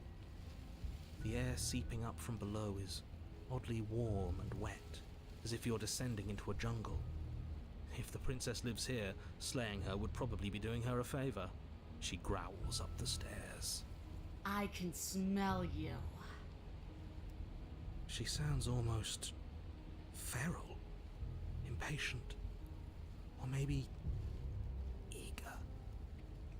You carefully make your way down the stairs. The last step gives way to the damp earth floor of a starlit pit. The walls are obscured by an impenetrable darkness, giving the illusion that the room might stretch on forever. You brush against the wide leaves of plants that surround you on all sides, seemingly the only living things that occupy this strange underground wilderness. The jungle is pressing in on us, hiding her from view. She could be anywhere. You see only a flash of the princess before she scurries away into the underbrush, dragging her heavy chain behind her. Remember, she's just a princess. She is certainly not just a princess. You're not helping. It doesn't matter what she is. It only matters what she does. Her shining eyes appear between the leaves, staring hungrily at you from the darkness. I can hear your heart pounding from the bottom of the stairs, fledgling. You're right to be terrified. I'm so much more than you. And a little splinter clutched in trembling hands won't save you from me. A shiver rushes up your spine and pulls you upright. The air's shifting. She's getting ready to pounce. Move, now.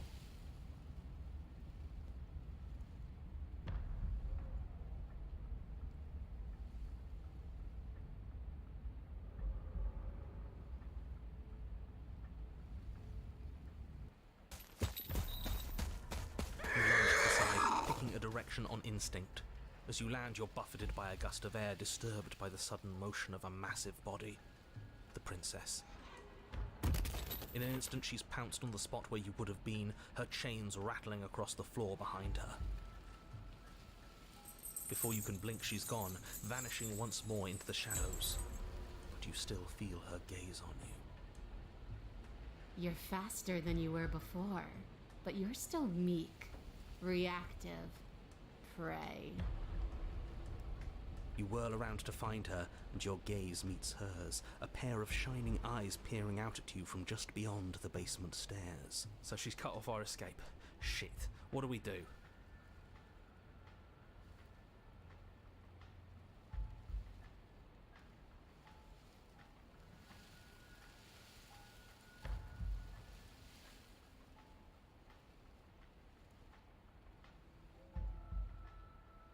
If you want to see me, you should get better at seeing. She knows that her strength lies in shadows and secrets. She won't reveal herself unless she has to. Oh, for the love of... You've given up the game. Great. All that will do is hasten her victory. So many useless thoughts run through your head. Thinking, thinking, thinking. You'll never hurt me if you keep thinking. She's coiling for another strike. Be somewhere else. We're on the back foot. The back foot keeps us nimble, keeps us alive. It doesn't matter if it keeps us alive if it eventually kills us. We need to take back the momentum. We need to do something.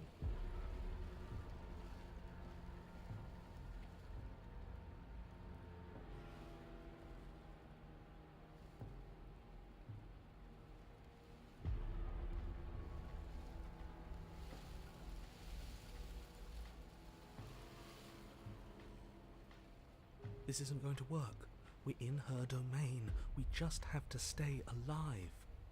If we keep dodging her forever, we're going to get tired. We're going to slip up. We have to take a risk. As the princess lunges from the shadows once more, tightening her before the blade will lash out. It strikes, cutting deep, and the princess loses her focus, crying out in pained surprise as she crashes into you. You're sent sprawling, and can already feel the massive bruise blossoming on your ribs as she scrambles back into the darkness. Ha! Look at that! We wounded her, and she wounded us. Bad trade. That hurt. Are you just the cornered animal you seem to be? Or could you be a rival? She rears back, then leaps at you, more forceful, more ferocious, more serious. The scuffle is brief, and though you inflict a few deep wounds, you find yourself quickly overwhelmed by her savagery. You collapse to the floor, and she wastes no time before pouncing on you in a flurry of claws and blood, your nerves barely able to keep up with the onslaught. By the end, you're lying in a nest of your own intestines, spine severed, blood rapidly draining out onto the jungle floor. The princess, drenched in both her blood and yours, idly prods your body. No, that's it then. Cornered animal it was. Do better next time. I still need to devour you. And it doesn't count if you're dead. We're not dead, we're... But you don't have time to protest her premature observation of your death, because everything goes dark, and you die.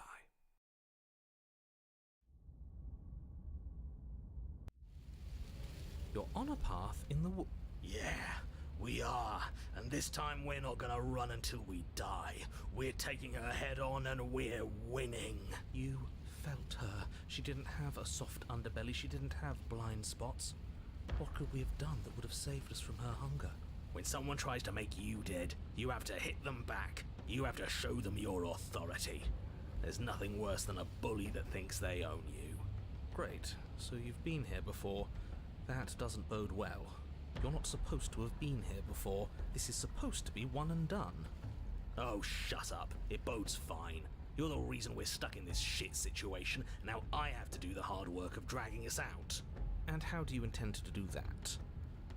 We're going to fight her, and we're going to win. There's a reason she slinks around in the shadows. Well, no complaints here. Now hold on. We're not just gonna let the fact that he knows things about this whole Lupin situation... He's not important. He can have his secrets for all I care. She's killed us twice now, and that's enough of a reason for us to want her dead.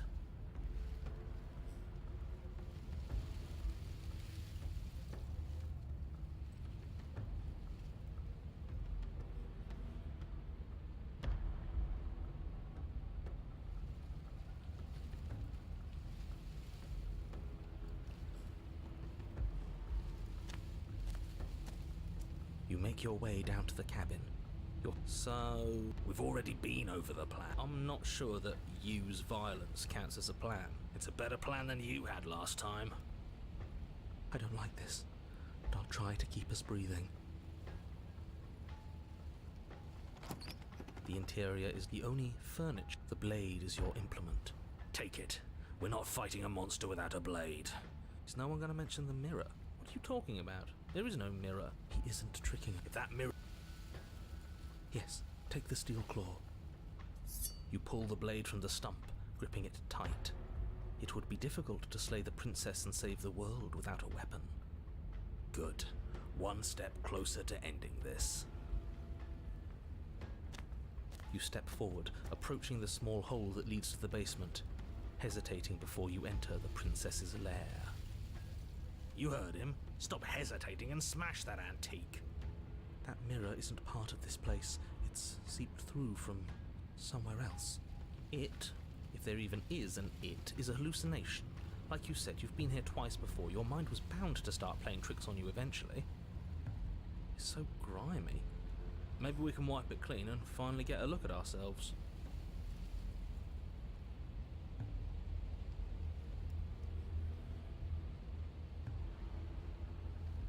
You reach forward and wave your hand over the open hole leading to the basement. See? Nothing. Tricks of the eye. No one sense can be trusted on its own. You step forward into the darkness. If there were once stairs leading into the basement, there is nothing left to attest to their existence now. There is only a long tunnel of packed earth, growing more narrow as you descend. It smells of mold and decay. The damp walls leave streaks of dirt along your body as you're forced to hunch, then finally squat down on all fours in order to continue. If the princess lives here, slaying her is probably doing her a favor. As you crawl forward on hands and knees, you're met only with the sounds of ambient earth. No voice slinks confidently up the stairs, no entity threatens violence or pleads for safety. Stay quiet. Don't give her a sound.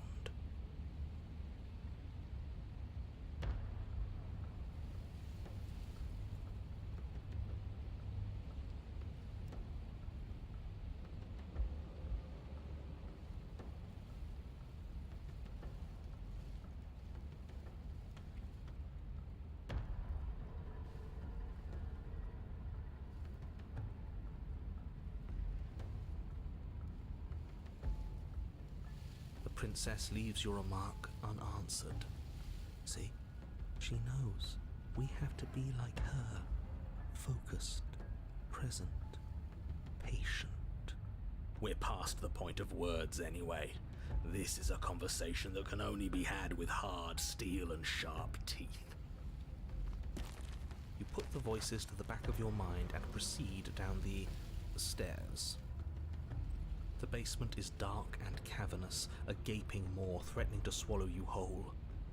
There is no light here, save for what little starlight has managed to filter down the tunnel. And though you can't see the vastness of the space, you can feel it. You're exposed. It doesn't matter if we can't see down here. We know where she is.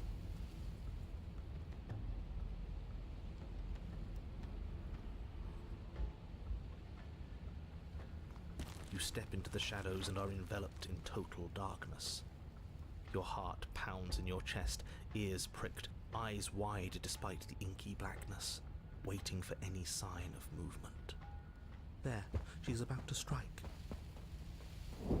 With the near silence of a determined predator, the princess erupts from the shadows. You're quick to react, swinging your blade, its tip intercepting her before she can draw first blood. She recoils, stunned for a brief moment. See? I told you. We needed to assert our might. We needed to prove to her that she can bleed too. She'll doubt her every move now. Her gleaming eyes watch you from the shadows, unblinking. There's fear in them now, but it is a fear wreathed in fury, and beneath it all lurks something far more primal. Hunger. Yes, she knows your strength now, and she wishes to devour it. How unseemly. I'd like to see her try. The princess lunges with even more ferocity than before. Both voices were right. Within that ferocity there is the clumsiness of doubt, a chaotic dance between impulse and restraint. Not a word is spoken between you and the princess as you exchange blows in the dark. The glint of bloody claws and fangs, the flash of wet steel. In the pit, all of your senses are heightened, each injury stinging like a chorus of insects, each small shift in your favor a major victory that swells your confidence. And yet, for all the wounds you've managed to inflict upon her, you remain at a stalemate. And then you start to lose ground. While your body slows, hers quickens, her wounds mending as she licks the blood of her prey from her dripping maw. So she really can devour our strength. Can we do something like that? All these wounds are starting to add up. Nah, screw that. We're not stooping to her level. We'll just have to give this our all, end it in one final hit. We die if we do that. We have to make ourselves like her. We have to embrace instinct. She shifts towards you, her bloody grin shining in the dark. And then you see it. Your opening. Take it. Put her down like the mindless beast she is.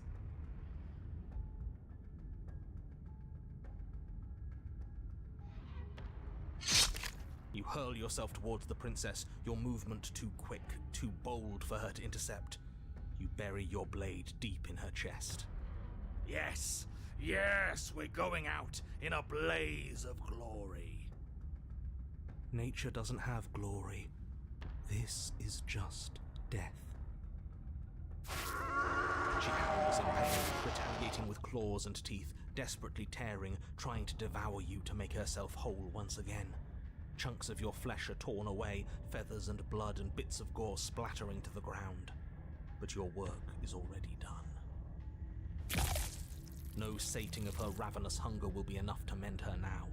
Though her flesh begins to seal itself around you, she cannot remove your blade from her heart. You and the princess collapse to the floor together, your bodies fused, entwined in a bloody mass of limbs and teeth. I wouldn't have it any other way. As the two of you fade, a new emotion creeps into the princess's eyes. Something akin to shame. What have we done? They ask.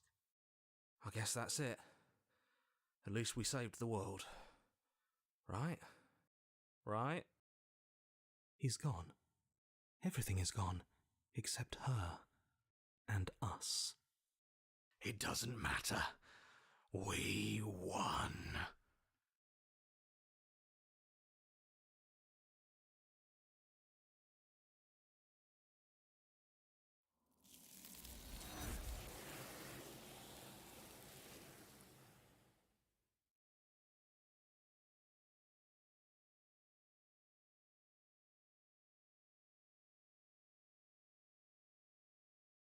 She's gone.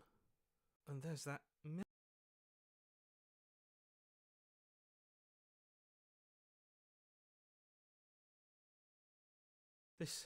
This doesn't feel right. It feels different. That thing reeks of death. Screw the mirror. We just need to find the princess.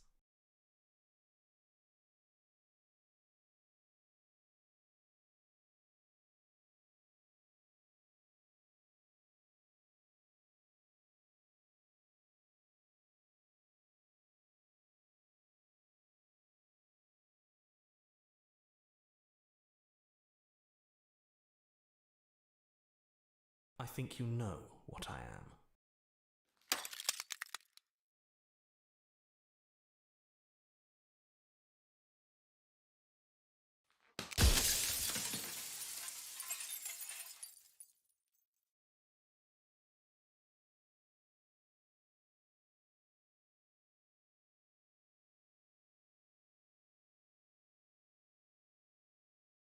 The narrator, yes. I suppose that's my job, isn't it?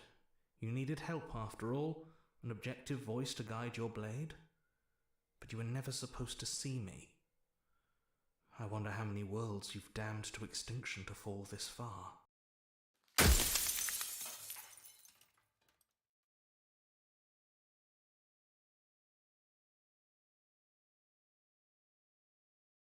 Oh, I'm nothing like you.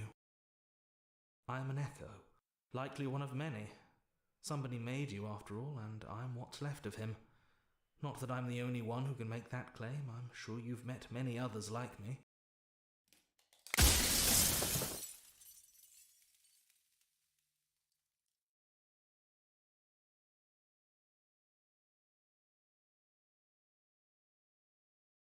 Then ask them, and make it quick.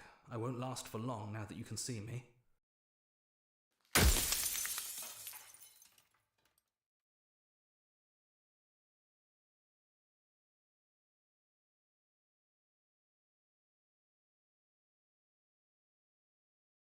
She is the shifting mound, the ebb and flow, the capacity to change.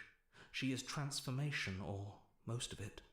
Her nature is why I had to die, for she becomes that which others perceive her to be. But an echo can't perceive things, not in the way that people can. So I tucked a part of myself into the folds of this construct to guide you. This isn't the end just yet. You can still destroy her and save everyone.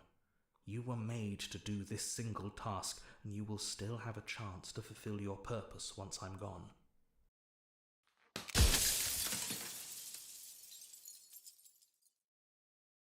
Yes, you will, but it will all be worth it.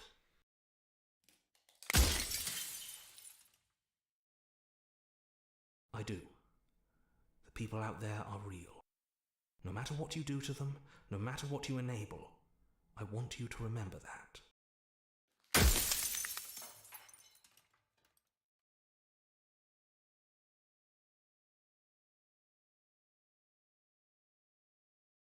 Of course there won't be worse.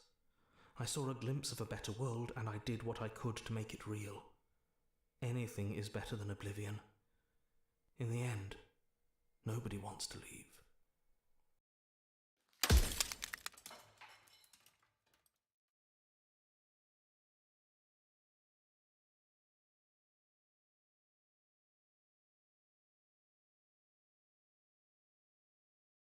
No, I'm not a part of you. But that's all a matter of perspective, isn't it? From one vantage point I must seem wholly foreign, but from another, well, all the versions of me that have existed have collectively heard your every thought and driven your every action. If that isn't being part of you, then what is?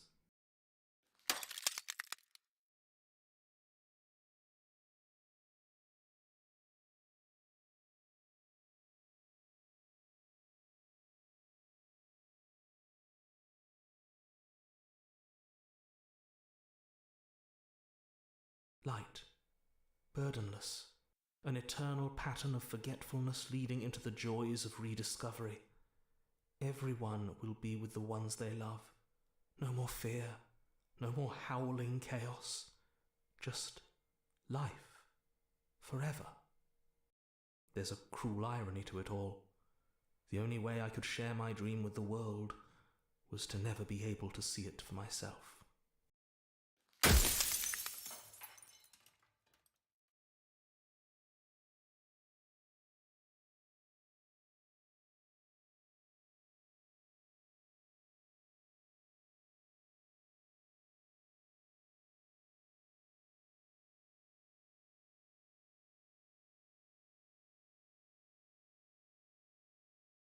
As you are now, you won't be able to will her into anything. You don't work the way a living being does. Not anymore. And as you were before, you couldn't be trusted with the knowledge of what she is. No one could be trusted with that knowledge. Intrusive thoughts have a way of creeping in and ruining everything. It's why I had to die.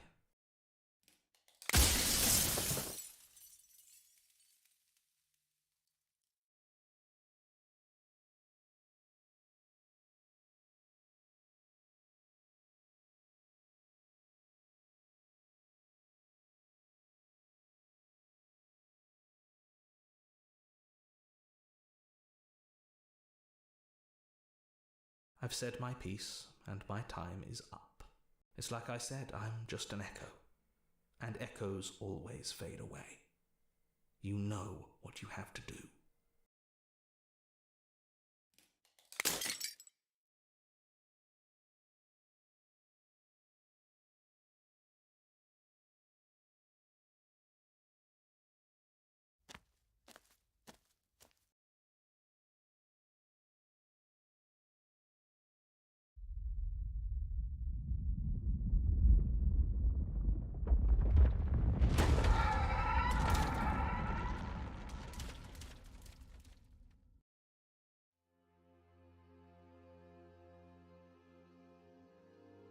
I can finally see you, and you can finally see me.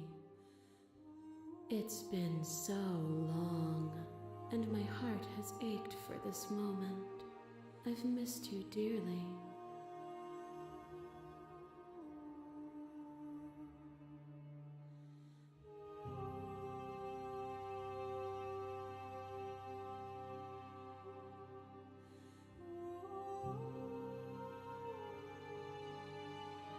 Every word you spoke found its way to me. I know him.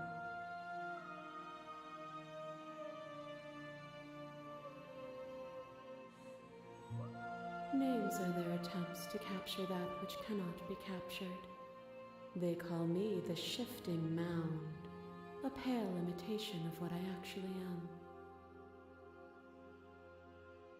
am. Ever the passive player, always reacting and never acting.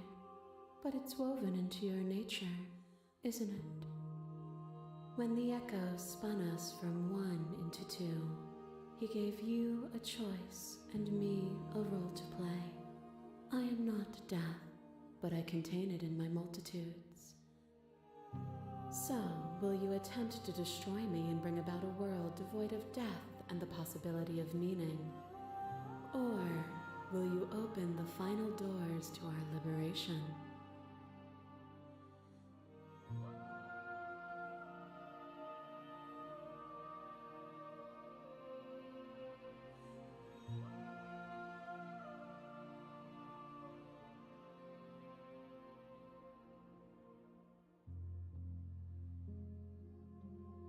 Nothing brings me greater joy than to hear those words. The final piece lies with you.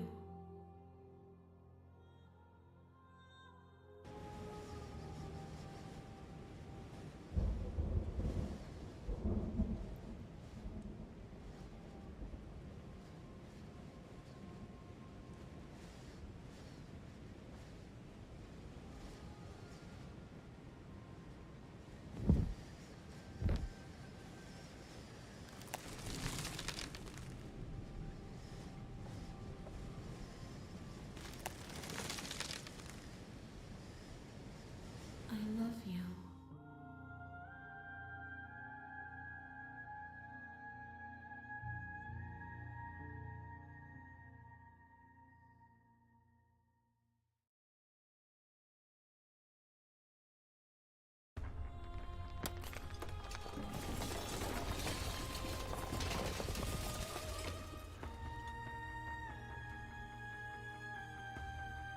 It's magnificent.